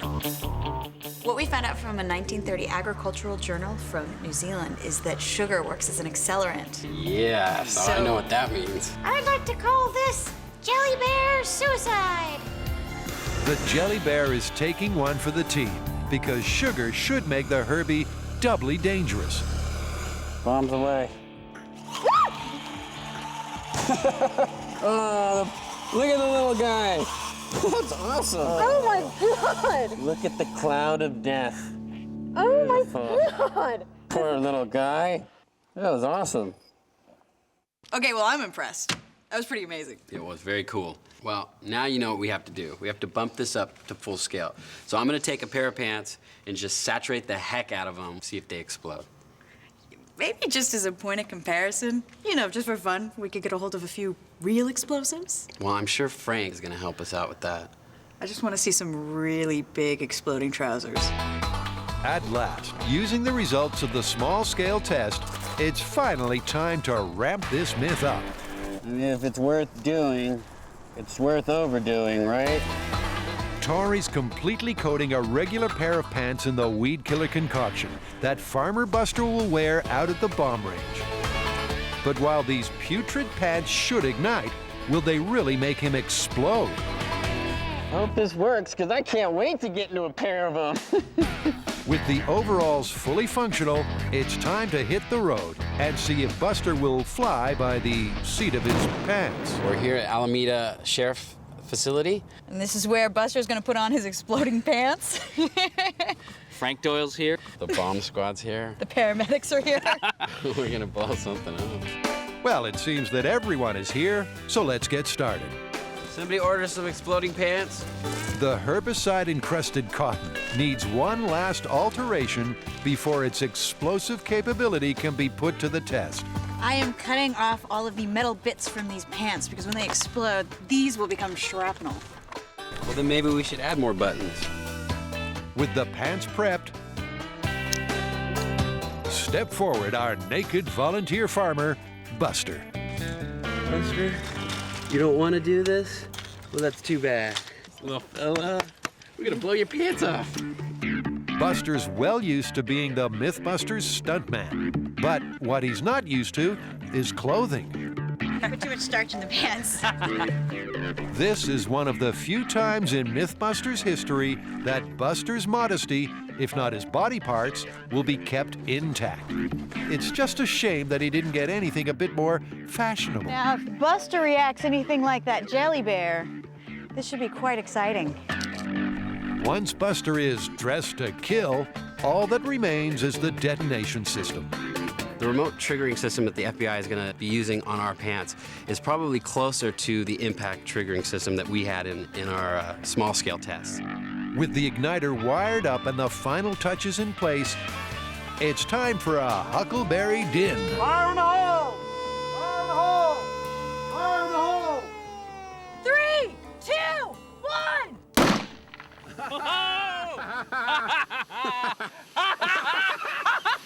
That's awesome. Oh, yeah.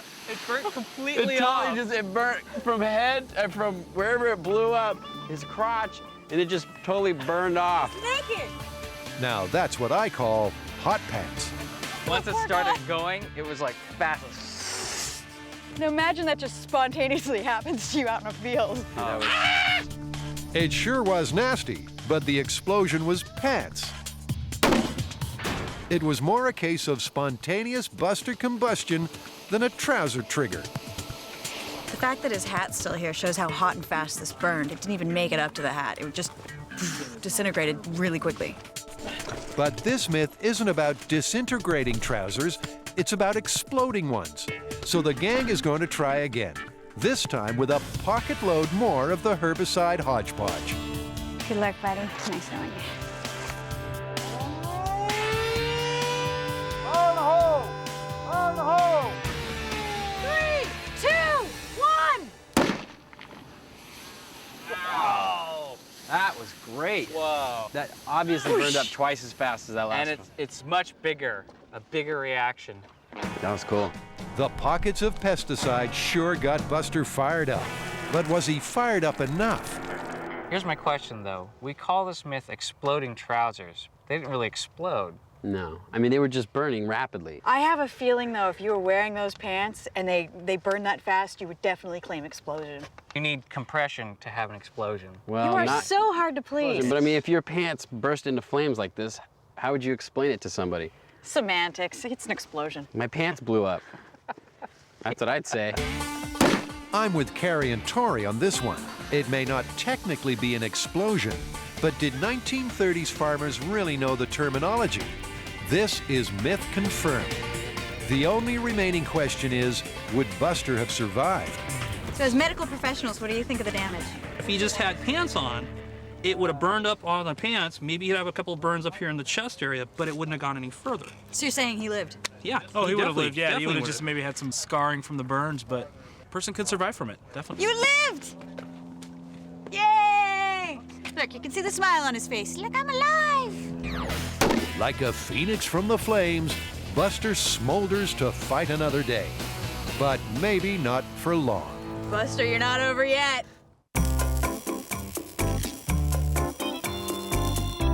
Well, there's your problem. In the Great Gas Conspiracy, skid marks aside, Adam and Jamie have tested all of their mythical mileage boosters. This is such total horse. And the results are in. All right, so our dynamometer tests. How did we do with the magnets? Bupkis. Acetone? Bupkis. The hydrogen fuel cell? Less than Bupkis. And the miracle carburetor? Even less than Bupkis. I think we still need some more exploration into ways to break yourself free of the man's death grip on your wallet. Well, if the ultimate goal is to actually defeat this monopoly of fossil fuels, there is a way to do that, and maybe we can try it out. And where does this mystery solution live? I need some French fries and all the fry oil you can lay on me. Why, the burger bar, of course.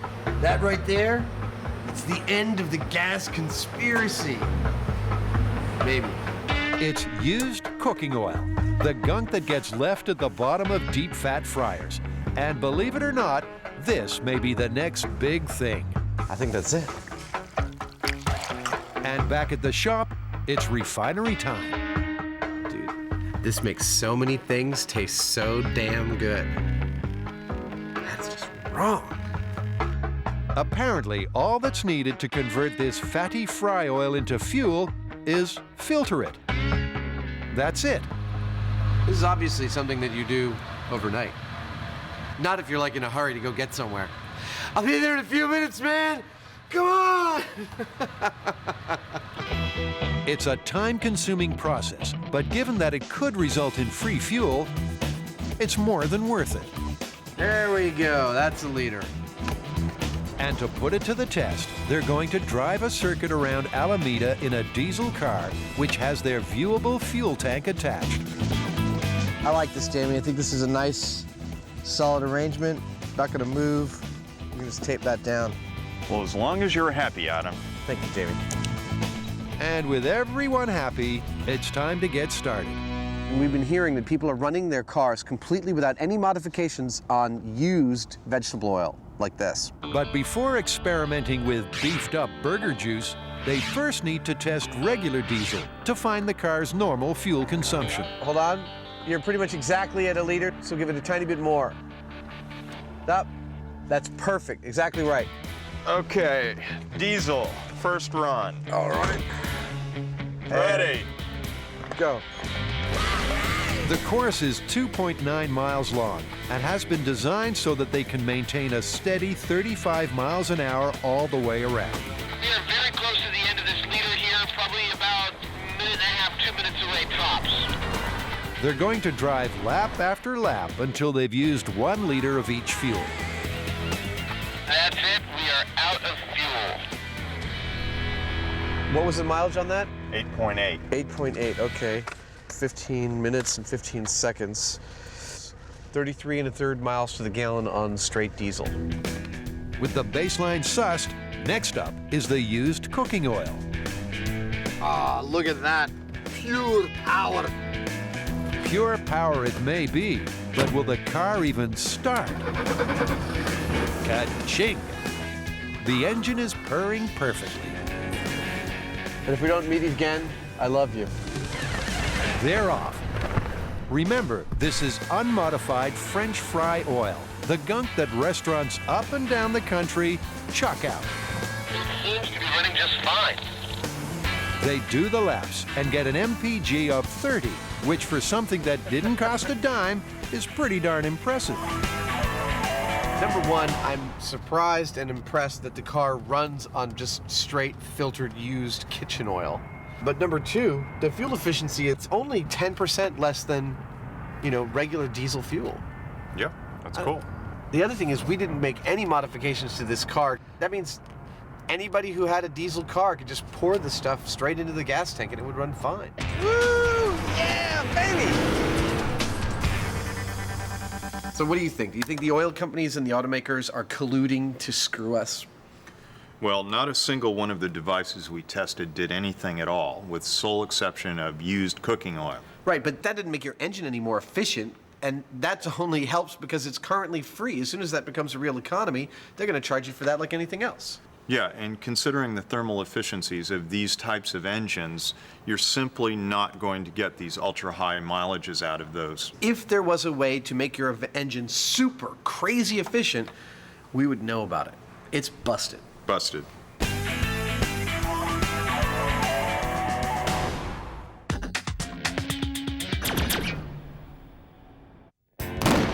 Back with the farmer's fable, it's myth confirmed. Farmyard chemicals can turn pants psycho. But given that this myth is called exploding trousers, we can't leave it at that. You know, MythBusters, we always like to ramp it up to replicate the circumstances. So you want to ramp up the results? I want to see a pair of pants explode. Buster did burn, baby, burn. But for this crew, that ain't enough. They want a real explosion, not a flash in the pan. Cue explosives expert Frank Doyle and his magic silver. This is a high velocity explosive that we're using here, a specialty explosive, and it's much faster in detonating velocity than anything that we've used in previous episodes, so we expect Buster to get a pretty interesting ride. This is serious stuff. Exploding with a velocity of 21,000 feet per second, this could be Buster's last goodbye. In the vicinity of 5 minutes, his pants should be in New York. I think Madison Square Garden or Times Square or someplace like that. With the last wires in check, this boom promises to be one of the biggest in MythBusters history. So hold on to your pants. Fire in the hole! Fire in the hole! 3, 2, 1. Uh-oh. I turned it on. Now, that's a problem, isn't it?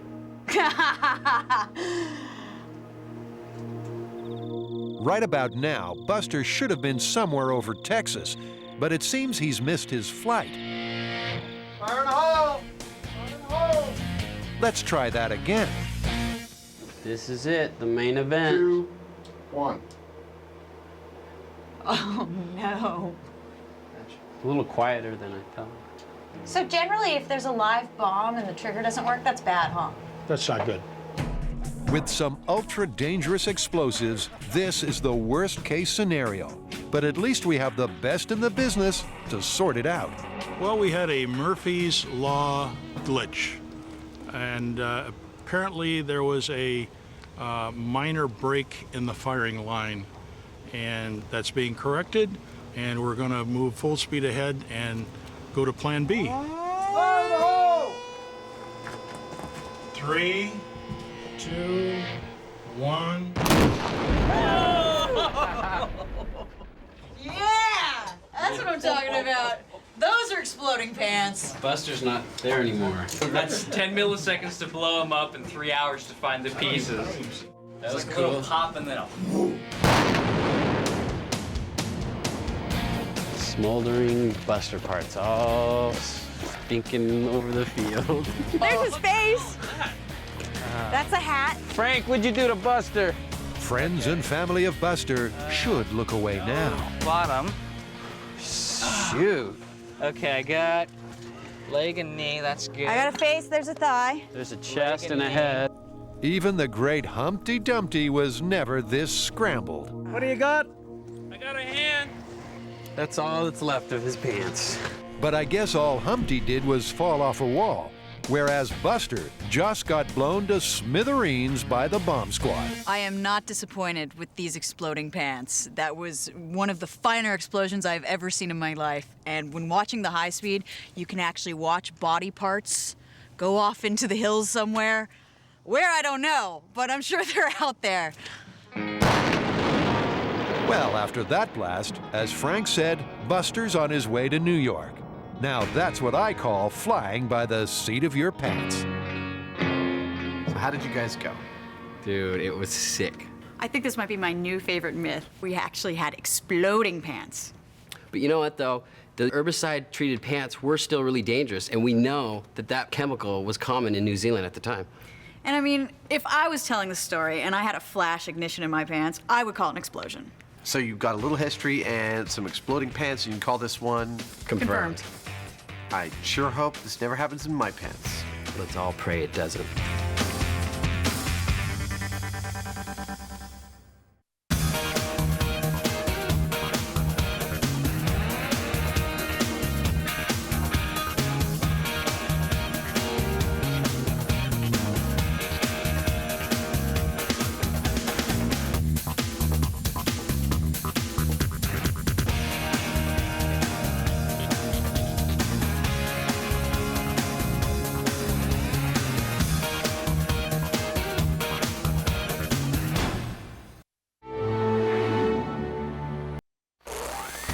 On this episode of MythBusters, it's a botanical bonanza when Jamie and Adam shoot wind at record speeds. I love this job. I think we might exceed Mach 1 on this. To test the myth that in a storm, a piece of straw can slice clean through a palm tree trunk.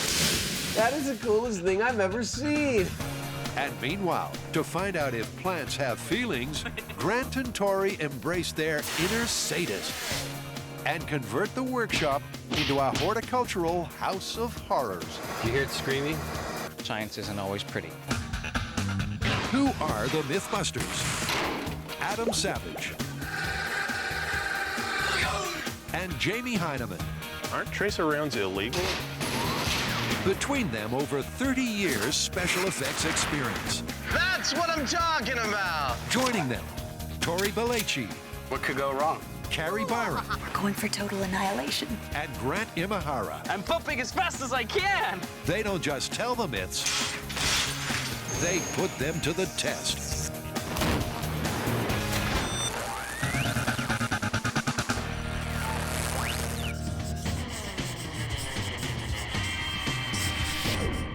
What's the myth? This is what I've been wanting to do since we started doing this show. It is that in a tropical storm, the winds can become so powerful that they'll take a piece of straw and give it enough energy to drive it right through a palm tree. That sounds like it's right down our alley. Small objects accelerated to really, really high speeds and see what they do, what kind of damage we can achieve. I can barely wait. Storms can be incredibly powerful, but can they propel a fragile piece of straw so fast it becomes a flying missile? At the wind speeds they reach, anything is possible. Any guesses? 200 miles an hour? Keep going. 250 miles per hour? Nope, you gotta keep going. The highest ever recorded wind speed was taken using Doppler radar in Oklahoma City in 1999, and they got 318 miles an hour. No way. I don't know how we're gonna do that. We could use a jet, but it would burn everything to ash while we tried to use it.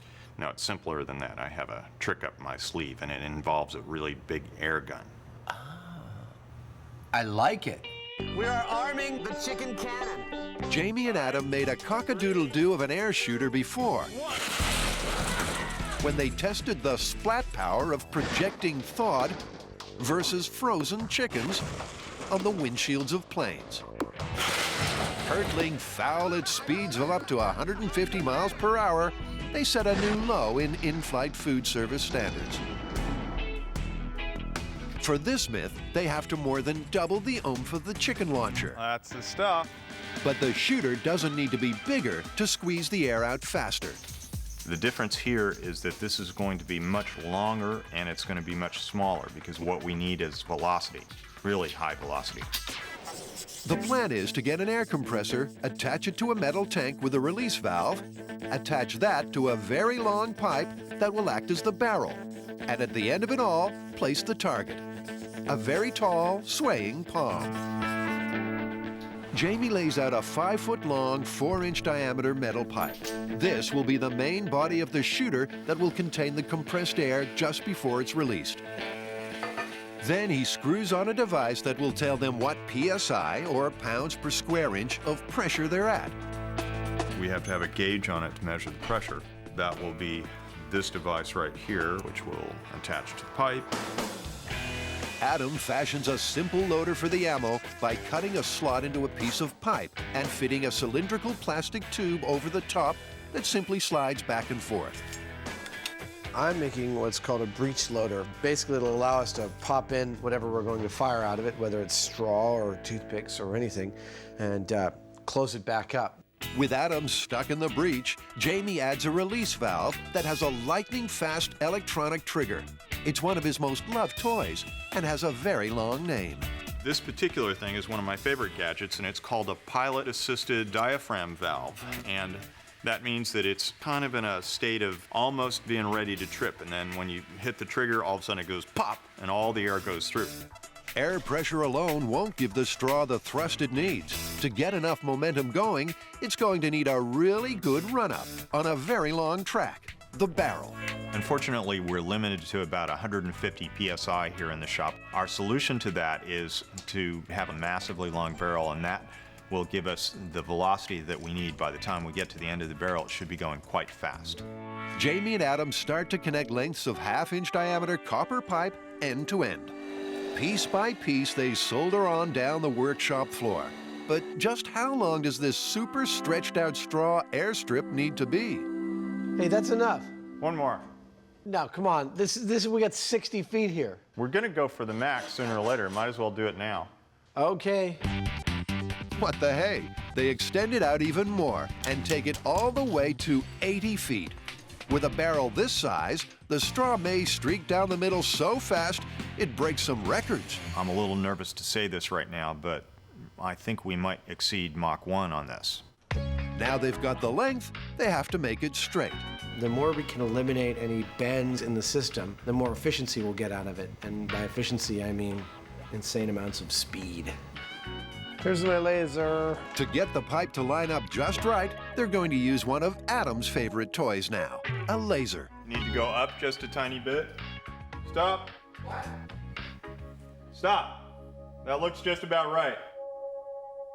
That is pretty darn good. With the kinks all ironed out, all that's left to do is cement it into place. While Jamie gets gluing, Adam goes to fetch the target, the palm tree. Hi. Hi, Dale. Yes, sir. Adam Savage, nice to meet you. Pleased to meet you. Owner of the Neon Palm Nursery, Dale Matiska, has been fascinated by the exotic allure of these tropical plants for 30 years and is an oasis of information. There's a myth going around that in a strong enough wind, a piece of straw can be driven right through the trunk of a palm tree. Have you ever heard this? I believe it's true. Really? Oh, yes. It's a different kind of trunk than most trees. They have what's called vascular bundles of fibers, and they're sort of, if you can imagine, like a braided cable. So you're saying it's actually a property of the palm trunk that perhaps makes it more permeable than we think of a normal tree trunk? This is correct. So palms have very permeable trunks. Good insight, Dale. Having thousands of different kinds on site, Adam gets touchy-feely. Wow, what's this hole from? Woodpecker. From big... That is beautiful. Awesome. To small... This is a dwarf palmetto. To just right. Let's check this one out. It's Washingtonia robusta. Is this the one you're actually thinking of letting us work with? Yes. Cool. It's a big boy. Yeah. Big boy is an understatement. Okay, ready for takeoff. The palm is nearly 20 feet tall and a robusta 3,000 pounds. Look at that. So, will Jamie be surprised at the size of Adam's trunk? Jamie's reaction. Oh, God, I hope I get this right, because then you can cut him right back to back. He's going to go. What did you do? It may have seemed like a good idea at the store, but back home, the rush of Adam's major purchase is fading. The palm has to go at the end of the barrel of the straw shooter, all the way at the back of the workshop. I mean, I just foresee just heartache and backache all the way down and all the way back with this thing. Adam, you may be psychic. First things first, we're just going to drag it back. They put a chain around its massive ball of roots and start to lift it out. But it's so bottom heavy, it's hard to balance. Now, what do you want to... not hurt, are you? No, I'm not hurt. Okay. Thankfully, Adam's not hurting, but getting the palm in place is a painful experience. Sounds like a horror show up there. Finally, they get it upright and have a clear passage to the end. Am I clear to my left? You're in the corridor. It's beautiful. You're fine. You don't have to steer that way. You can even out. That's good. I think you can lower it down. Touchdown. There you go. My guess is that's going to be perfect. All we got to do is shave off this a little bit right here, but we're right on target. It's just beautiful. It's a palm tree. Guns aimed at it. That's perfect. Sound the trumpets. The time has come for the boys to blow wind.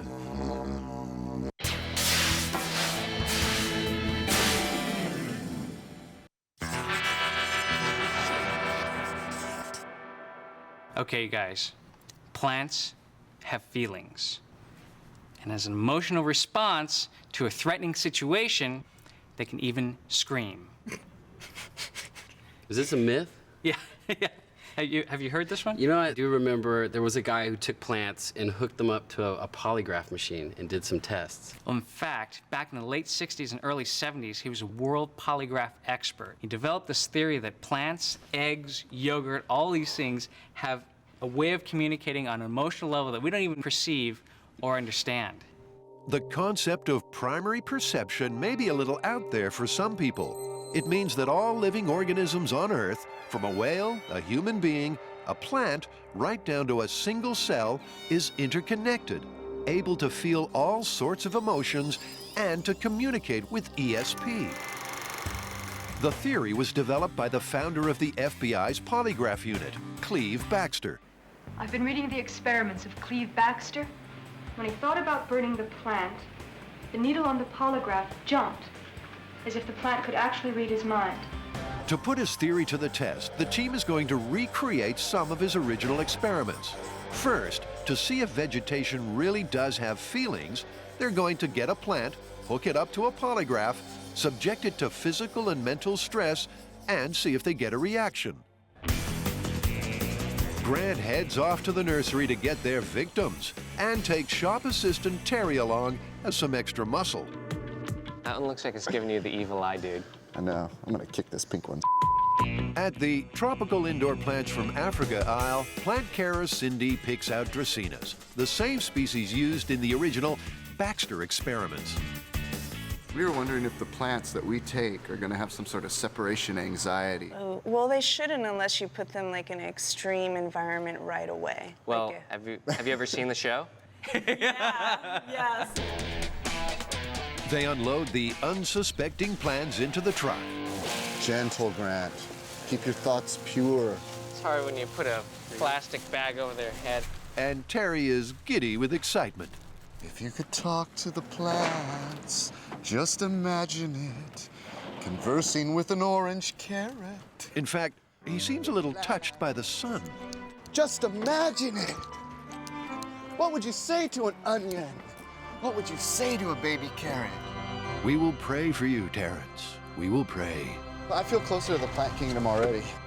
With the plants crossed off the Baxter grocery list, the next item they need has just arrived at the workshop's special delivery. Grant, do you know how long we've wanted one of these? Yes. And I don't mean a box.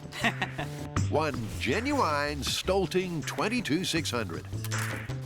Oh, I hear something rattling already. The same model polygraph used in the, you guessed it, original Baxter experiments. Oh, sweet. I saw Meet the Parents. I know how these things work. Ever done time in prison, Jack? When humans are in situations of stress, such as telling a lie to someone, the theory is there are often changes to their body. Their heart rate goes up and they sweat more. It's the GSR, or galvanic skin response component of the polygraph, that measures the amount of sweat. It does this by putting out a tiny electrical current that monitors any change in the skin's conductivity. Baxter took the GSR electrodes from the polygraph, attached them to a leaf, and said he could tap into the currents that flow into our green friends. But before they hook up their new plaything to a plant, they have to test it. What I'm about to do now is prep the machine to hook up to Pottery so that we can see if it's working. Tori is already breaking a sweat. Why am I nervous? This is ridiculous. Detective Imahara begins. Do you drive in the state of California? Yes. How'd I do? Did I pass that one? Okay. Do you work on a science-based reality show called MythBusters? I mean, you can call it work. Have you ever lied about your age? Absolutely not. They check the results, and Tori is caught like a rat in a trap. Number 6, have you ever lied about your age? Your galvanic skin response peaked there. What, I said no, right? I did. Yeah, say, I think you said said no. no, but because I have lied about my age before. Uh-huh. Yeah. The only time I guess I would lie about my age is maybe if I was like in a situation, let's say like spring break. Wow, what integrity you have, Tori. You got some questions? Burning questions. To make doubly sure the polygraph is working right, it's Grant's turn to take some heat. Do you find quantum physics easy for you? No. Has your GPA ever dropped below a 4.0? Yes. Have you ever made or wanted to make a female robot? Answer the question, Mr. Imahara. It's a simple question, Grant. No. Grant says no, but the needle says yes, yes, yes. When I asked Grant about whether or not he'd ever wanted to or built a female robot, the needle went off the chart. And I'm a little disturbed by that. So the machine has exposed Tori as being sensitive about his middle age, and Grant has a thing for replicants. Seems like the polygraph has detected their secrets and lies just fine. So now they can go ahead and hook it up to a plant. All right, Grant, I got our guinea pig. Back at Tropical Central, Adam and Jamie are testing if storm force winds can blow a piece of straw clean through a palm tree. They've built a giant air shooter and are ready to put it to the test. They groom their target. Basket weaving is the primitive people's favorite class. Then Adam preps their projectiles. We've got straw and hay and rigid plant material. We're going to bundle these up, fire a bunch at the same time. That'll help them each provide each other with some stability in the tube. It will also give us multiple chances to hit our target. A high-speed camera is set up to tape the action, a chronometer to record the speed, and all is ready to go. We are set to fire. Or maybe not. Jamie has some bad news. What is up? Well, we have a bit of a sticky wicket here. All right. We're being told to pull these palms, and we don't want to use them. According to the higher-ups, the palm Adam chose isn't a species that grows in tropical storm territory, so they don't want to use it because it wouldn't be a true test of the myth. So all Adam and Jamie's sweat and toil getting it into the workshop was for nothing. After all of that, we're yanking that thing. We're not even going to try and fire into it at all. Apparently not. Like, we're to stop, even though the very next thing we have to do is load that thing with air, put some straw in it, and fire it at that thing. It's about 5 minutes of work. And that is our instructions. I'm just going to stand here and wait for the problem to go away. Okay. Jamie and Adam are not pleased. So after 3 hours of loading it in and setting it up, 4 hours at this point, we're now going to pull it for another couple of hours and send it back and get some other palm tree in here that does satisfy production. And it's ridiculous to me. While they're waiting, and to blow off some frustration, at least they can do some test shots to see if the shooter works and can reach 318 miles per hour, the world record wind speed. Let's fire a cotton ball. Okay. For the practice run, they're using a cotton ball. All right, now I'm going to go watch this thing exit the barrel, okay? Okay, charging. They charge the air compressor up to 80 psi, about half its power, and are set to fire. 80, 3, 2, 1. That came out beautifully. It looked like it was going pretty quick from here. They check their numbers. We always knew they were full of wind, but the power and accuracy of their blow is impressive. That was perfect. That was 321 miles per hour. This is off by 1% of the speed we were hoping to hit.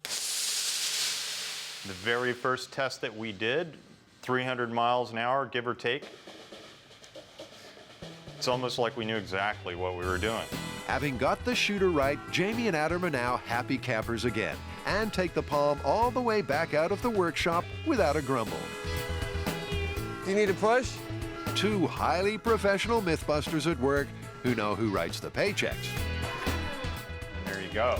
Breathe, Adam. They've ordered you a beautiful new tree.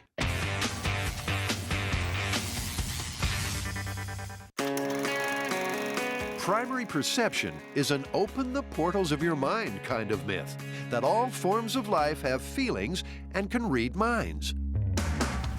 Recreating the experiments of primary perception guru Cleve Baxter, Grant and Tori are using a polygraph. Their first test is going to be on this plant. Tori makes a special screw-on clamp to secure the electrode from the polygraph to the leaf of the Dracaena. Don't worry, little buddy. We're not going to do anything mean to you. Yet. No, dude.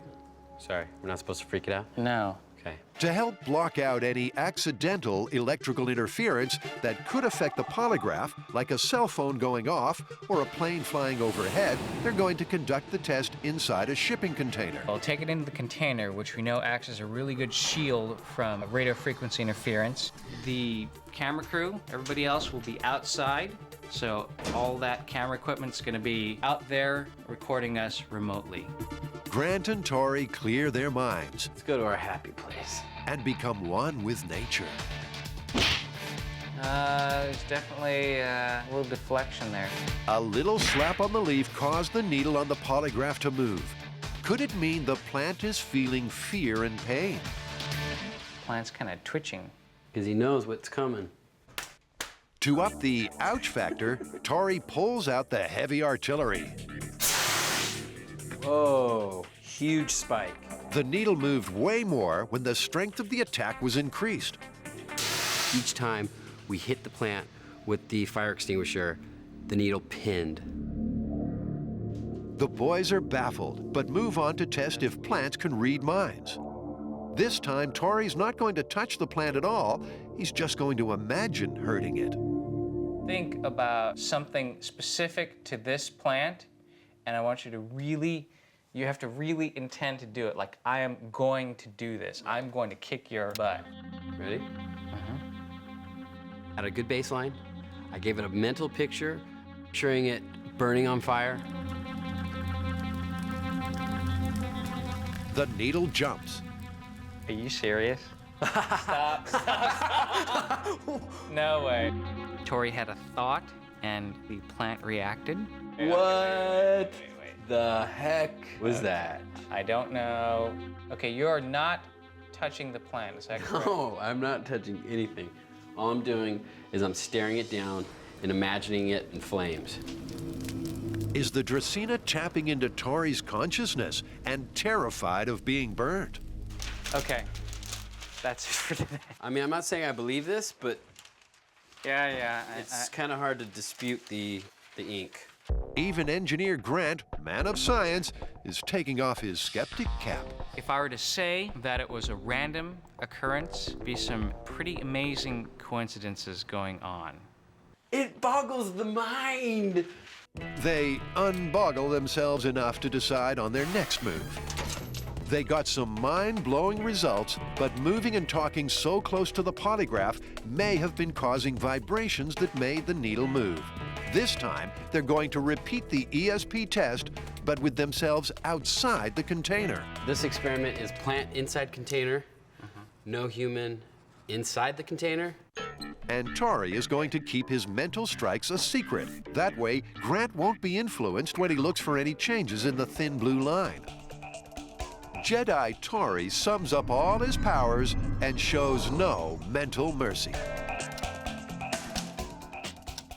Attack 1. Hard to tell what he's thinking. He could just be constipated. Attack 2. Again, no idea, but he's obviously one sick puppy. Attack 3. Why is he smiling? Methinks Tori is enjoying this a little too much. We're running this experiment. I'm trying to keep the plant on its toes. I didn't want to just give it the same mental attack each time. Okay, that's 15 minutes. Okay.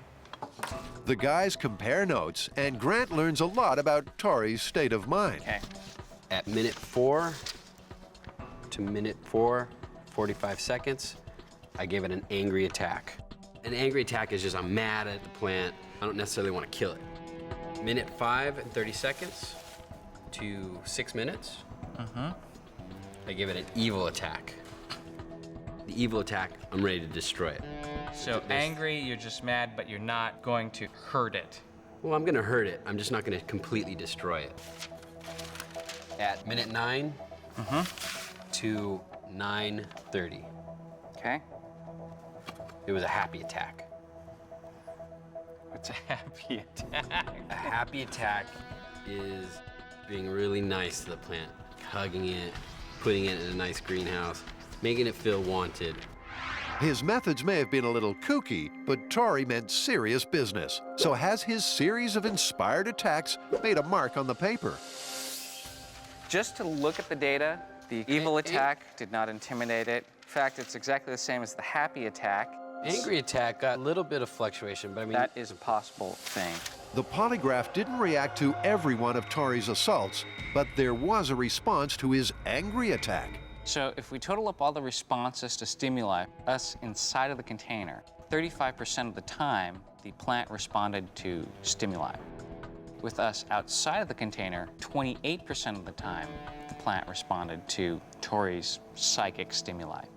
So there was less needle response with the guys outside the container, but still enough to keep Baxter's theory that all life is interconnected alive. Ooh, this is weird stuff, man.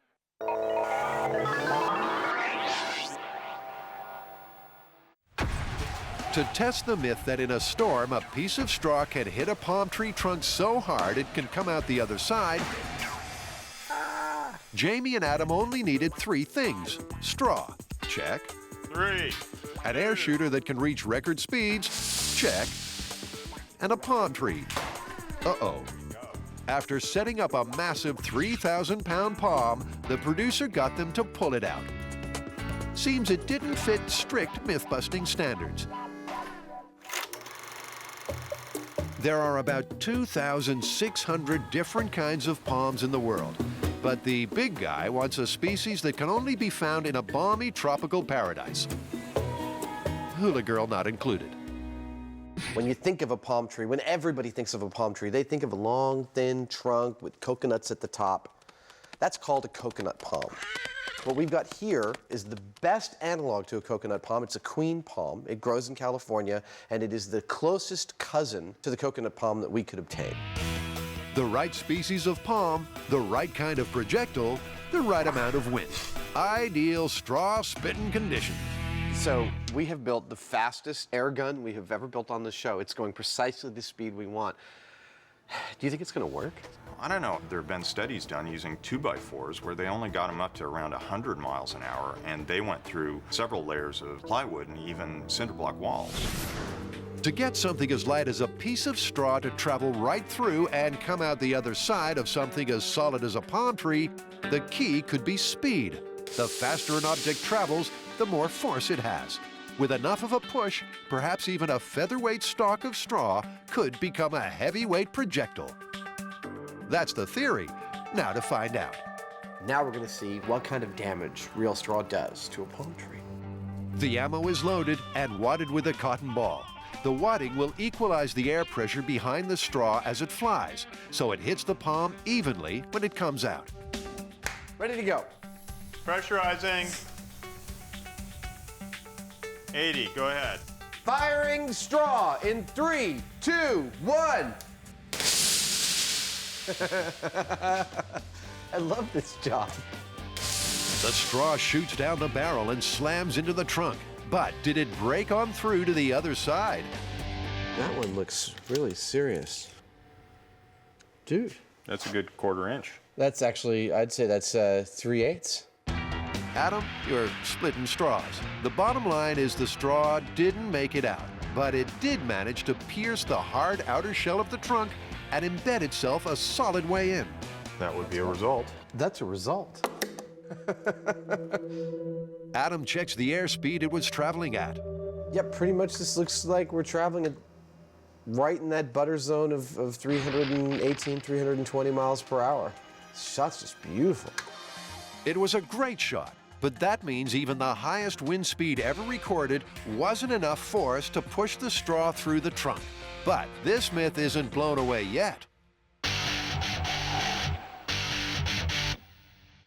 To test the myth of primary perception that all life has feelings and the power of ESP, Grant and Tori hooked a plant to a polygraph, attacked it physically and mentally, and the plant seemed to react. Could they be on their way to confirming this out-of-the-ordinary myth?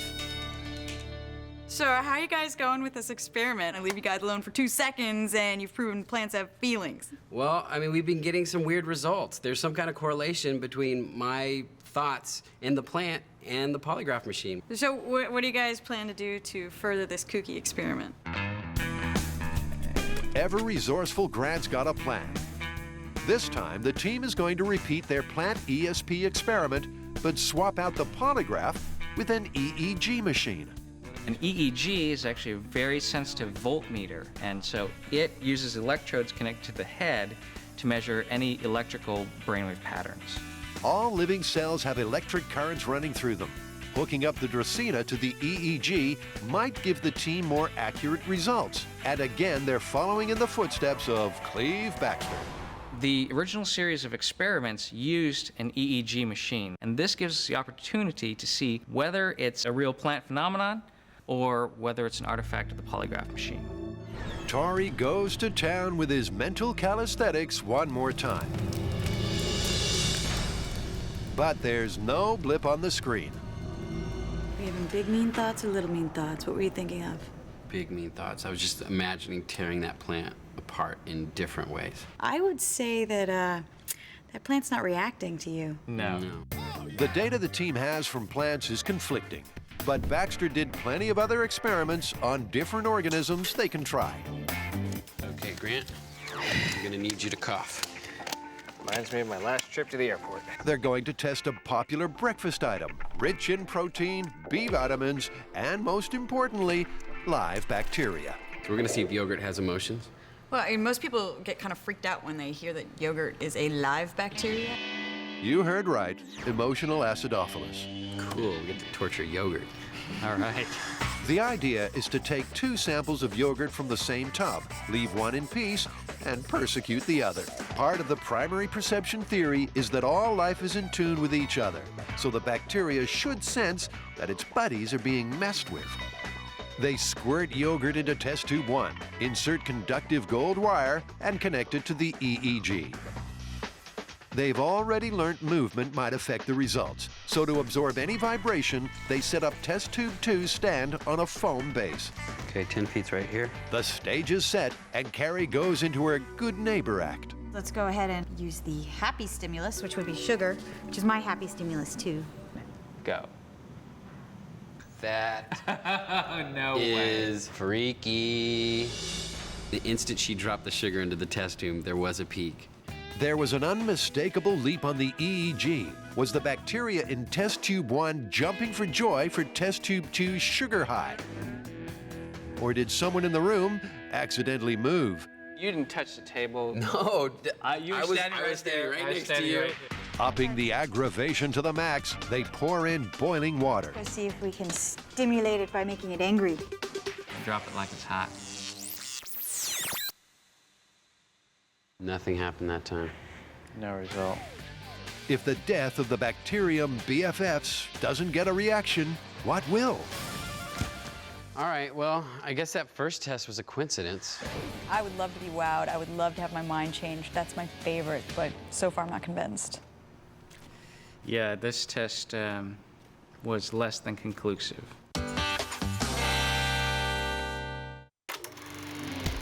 Can a piece of straw propelled by storm force winds pass through a palm tree trunk? Well, the MythBusters are a little stuck on this one. They got a piece of straw to go in, but not out. That's a good 1/4 inch. They've already got their air shooter dialed up to 318 miles per hour, the highest recorded wind speed in a storm, so they can't change that, but they can change the ammo. This time, they're going to swap out the straw for a different plant material. Thatched reed. Your average person picking up a piece of this on the street and go, oh look, I found some straw. However, it is a little more rigid and may actually provide a lot more penetrating power than the straw does. 80, go ahead. All right, firing thatched reed in 3, 2, 1. Ouch! The reed pierces the trunk like tiny spears. That right there is pretty serious. The amount of penetration we're getting from this debris is pretty amazing. The more rigid reed dug in 2 inches deeper than the straw, but it still didn't go all the way through. I think by the figures we're getting, you'd need a palm tree that was 2 inches thick. Then you could be reasonably assured that one of these might go all the way through it. If something as strong as reed didn't make it, can anything at all go through a palm tree trunk? It's time to beat things up with some stronger materials and have a little fun in the process. We can shoot anything that'll fit in the gun. Piano wire will tickle the boys' ivories. Straws, you know, that's good to know. It's what the myth is about. But if I get this piece of wire to go sailing right through the concrete brick wall in the back of the shop, that'll be what gets my juices flowing. Go ahead. Firing piano wire. 3, 2, 1. You know, that's the first shot we've had that actually sounded like an impact. Yeah! Touché. Not only did the piano wire slice through the trunk like it was butter, it came out the other side and kept going. For the first time, they got something to pass right through the tree. I don't think it hit the concrete, but let's see. It did, because I can't pull this board off the wall. 3 different objects skewered to perfection. That is the coolest thing I've ever seen. Now all they need to do is get the straw to serve up the same thing. In the meantime, the primary perception myth is that all life, from the highly evolved to the most simple, is interlinked, aware of what is going on around it, and has psychic powers.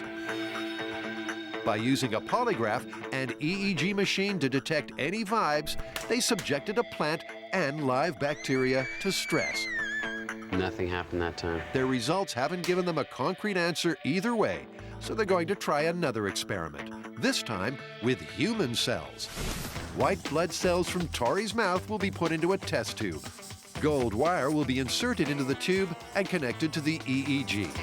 Then Tori will be tortured to see if his own cells in the tube feel his pain and freak out. Tori, would you come over here? I need to take your leukocytes. You're not going to use that on me. Leukocytes, commonly known as white blood cells, live inside the body. A simple way to catch them is to spit. Tori horks into test tubes filled with saline solution.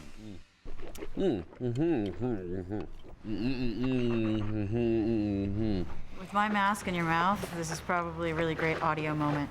Go. Proud of his Italian heritage, Tori may be, but his display doesn't exactly rival the beauty of the Trevi fountain. Fresh. Lovely. Spit cappuccino. Grant is looking a little queasy. Dude, you let a dog lick your face. This can't gross you out. Then the test tubes of spittle go for a spin in a centrifuge. The force of the hyperspeed circular motion will separate the cells from the liquid. You realize if something goes wrong with this, we'll be showered in Tori's spit. It's disgusting, isn't it? Grant checks a sample to make sure they've captured their quarry. That is definitely a white blood cell. Now, here comes the shocking part. Can we have somebody else do it? I just don't trust her for some reason. I'm sorry, I've got to run the EEG, so... She's enjoying it too much. I think you have to close your eyes so you don't expect it. Mistress Carrie is going to inflict physical pain on Tori using a stun gun. Close your eyes. Stun guns emit electric currents, so they move Carrie far enough away that when she turns it on, it won't cause interference on the EEG. That's pretty good. Out of range, she's ready to fry her friend. Do not try this at home. These devices do hurt bad. It's worse when you don't know what's coming. So did you get anything? Nothing.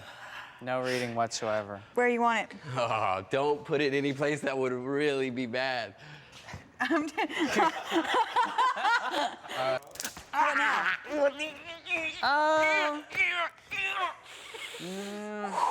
Maybe a little bump, but you know. There's barely a flicker on the EEG that indicates the isolated white blood cells sense anything. With our remote stimulation of Tori, How about now? we haven't seen any response.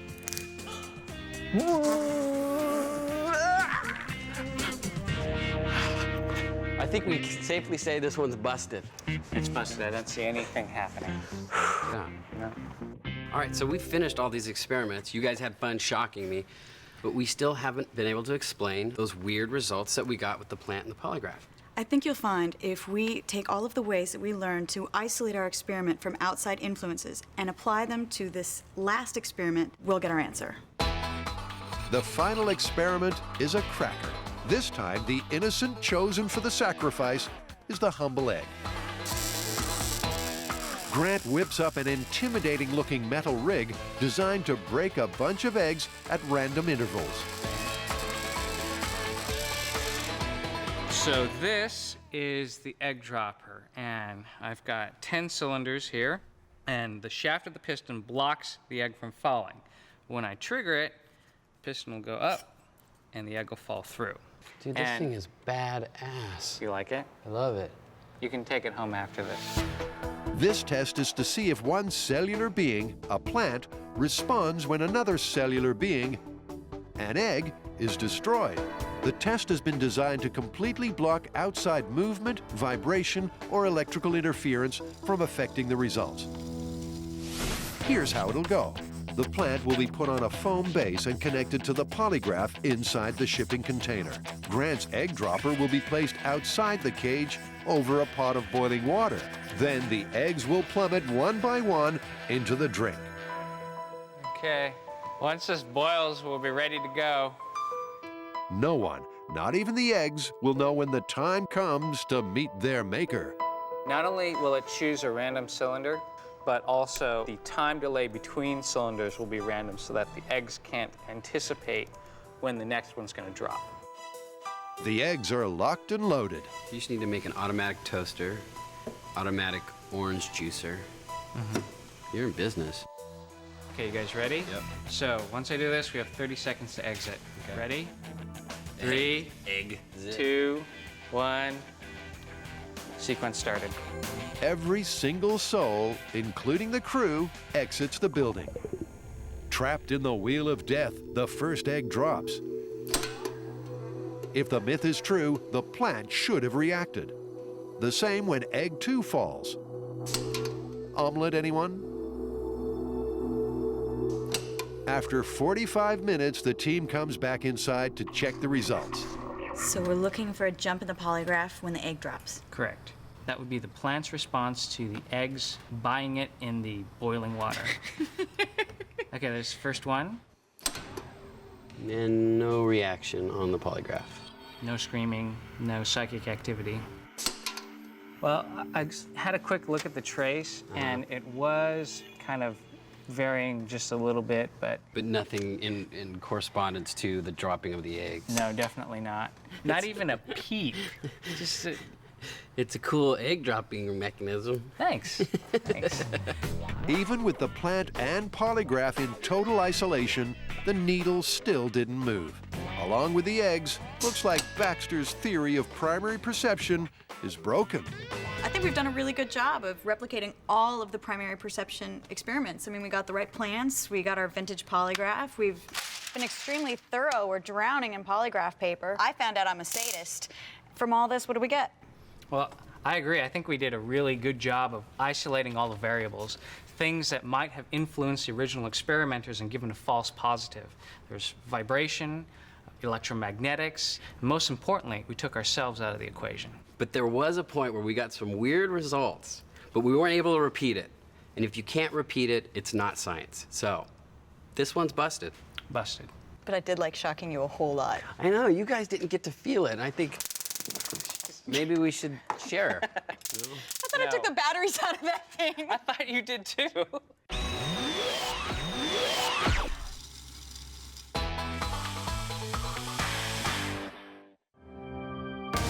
At Hurricane HQ, Jamie and Adam proved that while straw can't pierce a palm at 318 miles per hour, piano wire can. There is a theory that we haven't tested here, and it's that in a gale force, a hurricane or tornado wind, the tree is actually bending, and the bending of the tree actually makes its pores or makes its material open up and makes it more penetratable. So I'm thinking one of the reasons we got this thin trunked tree is to put a ratchet strap on it and pull it like a big old bow. Palm trees are built to stand up to tropical storms. Their tall, skinny trunks and lack of branches extending out offer less surface area for winds to blow on. That, combined with their very flexible trunks, allows them to duck and weave more than other trees. You're going to have to do this fairly quickly as I'm hurting my shoulder here. Oh, now you realize it's heavy. To replicate the stress a palm would be under in a storm, they brace and strap their tree and bend it back as much as they can without snapping the trunk. I think that's about the limit of what we're going to get out of this in terms of bending. Yep, I mean, if we crack it, we got to get another one. They also move the palm closer to the barrel, so it's in point-blank range. Maybe the tree isn't too comfortable right about now, but these are potentially ideal conditions for the straw. We're going to give the straw the best possible chance that we can to do something to this tree. So if it doesn't go through under these absolute maxed out conditions, the myth is totally busted. The straw is loaded. Okay, you're ready. Firing a bent palm in 3, 2, 1. So what's waiting at the other end? So we only got about a 1/4 inch. Yeah, there's about a 1/4 inch. The straw dug into the trunk about a 1/4 inch. Even in optimum storm wind conditions, it was nowhere close to coming out the other side. Even with ideal conditions, point-blank range, with the palm tree bent at the most severe angle we feel comfortable with it without breaking its back, we get the same results we did with a normal palm tree with the straw from like 50 centimeters away. But before calling this myth a bust, they still have one more option to try. I think the only thing left for us to do is to use the thatch reed, which is, I believe, the strongest thing that we've found that is an organic material that could be mistaken for a straw. Pressurizing. Because the thatched reed is way more rigid and tougher than straw, this time having the advantage of being fired at point-blank range into a bent trunk could make it an unstoppable force. Firing thatched reed into the bent palm. 3, 2, 1. So, did it work? They didn't make it out of the barrel. Nope, it still got stuck. Certainly did not enhance the effect. It's about the same as it was getting before. The point is that bending the trunk and shooting it at the stressed point where the fibers would presumably be open, according to that theory that we found, does not have any appreciable effect on the penetration that we're getting.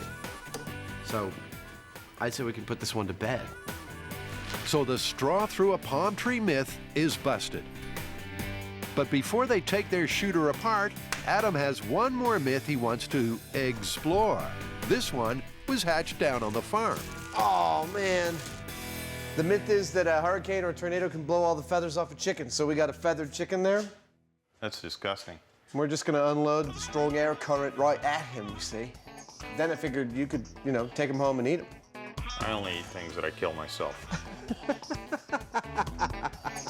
We got one chicken, we got a strong wind, and we have a foul odor.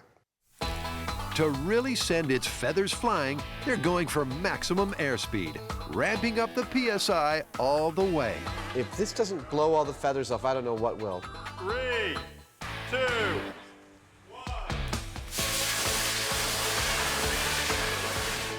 But the chicken's feathers are barely ruffled. This chicken has just as many feathers as when he arrived. We could not blow the feathers off this chicken with 350, 60 some odd miles per hour of wind. Well, then I guess there's no way a hurricane could. And besides that, the chicken itself is going to go someplace in 318 mile per hour wind. Well, that is a solid day's work of experimenting. Straw might actually embed itself in your palm tree, but it is never going to pass all the way through. Nope, that's busted. And it ain't going to blow all the feathers off your chicken either. No way. Let's clean this up tomorrow. Hey, what do you think? You think we can get that wire to go all the way through an engine block?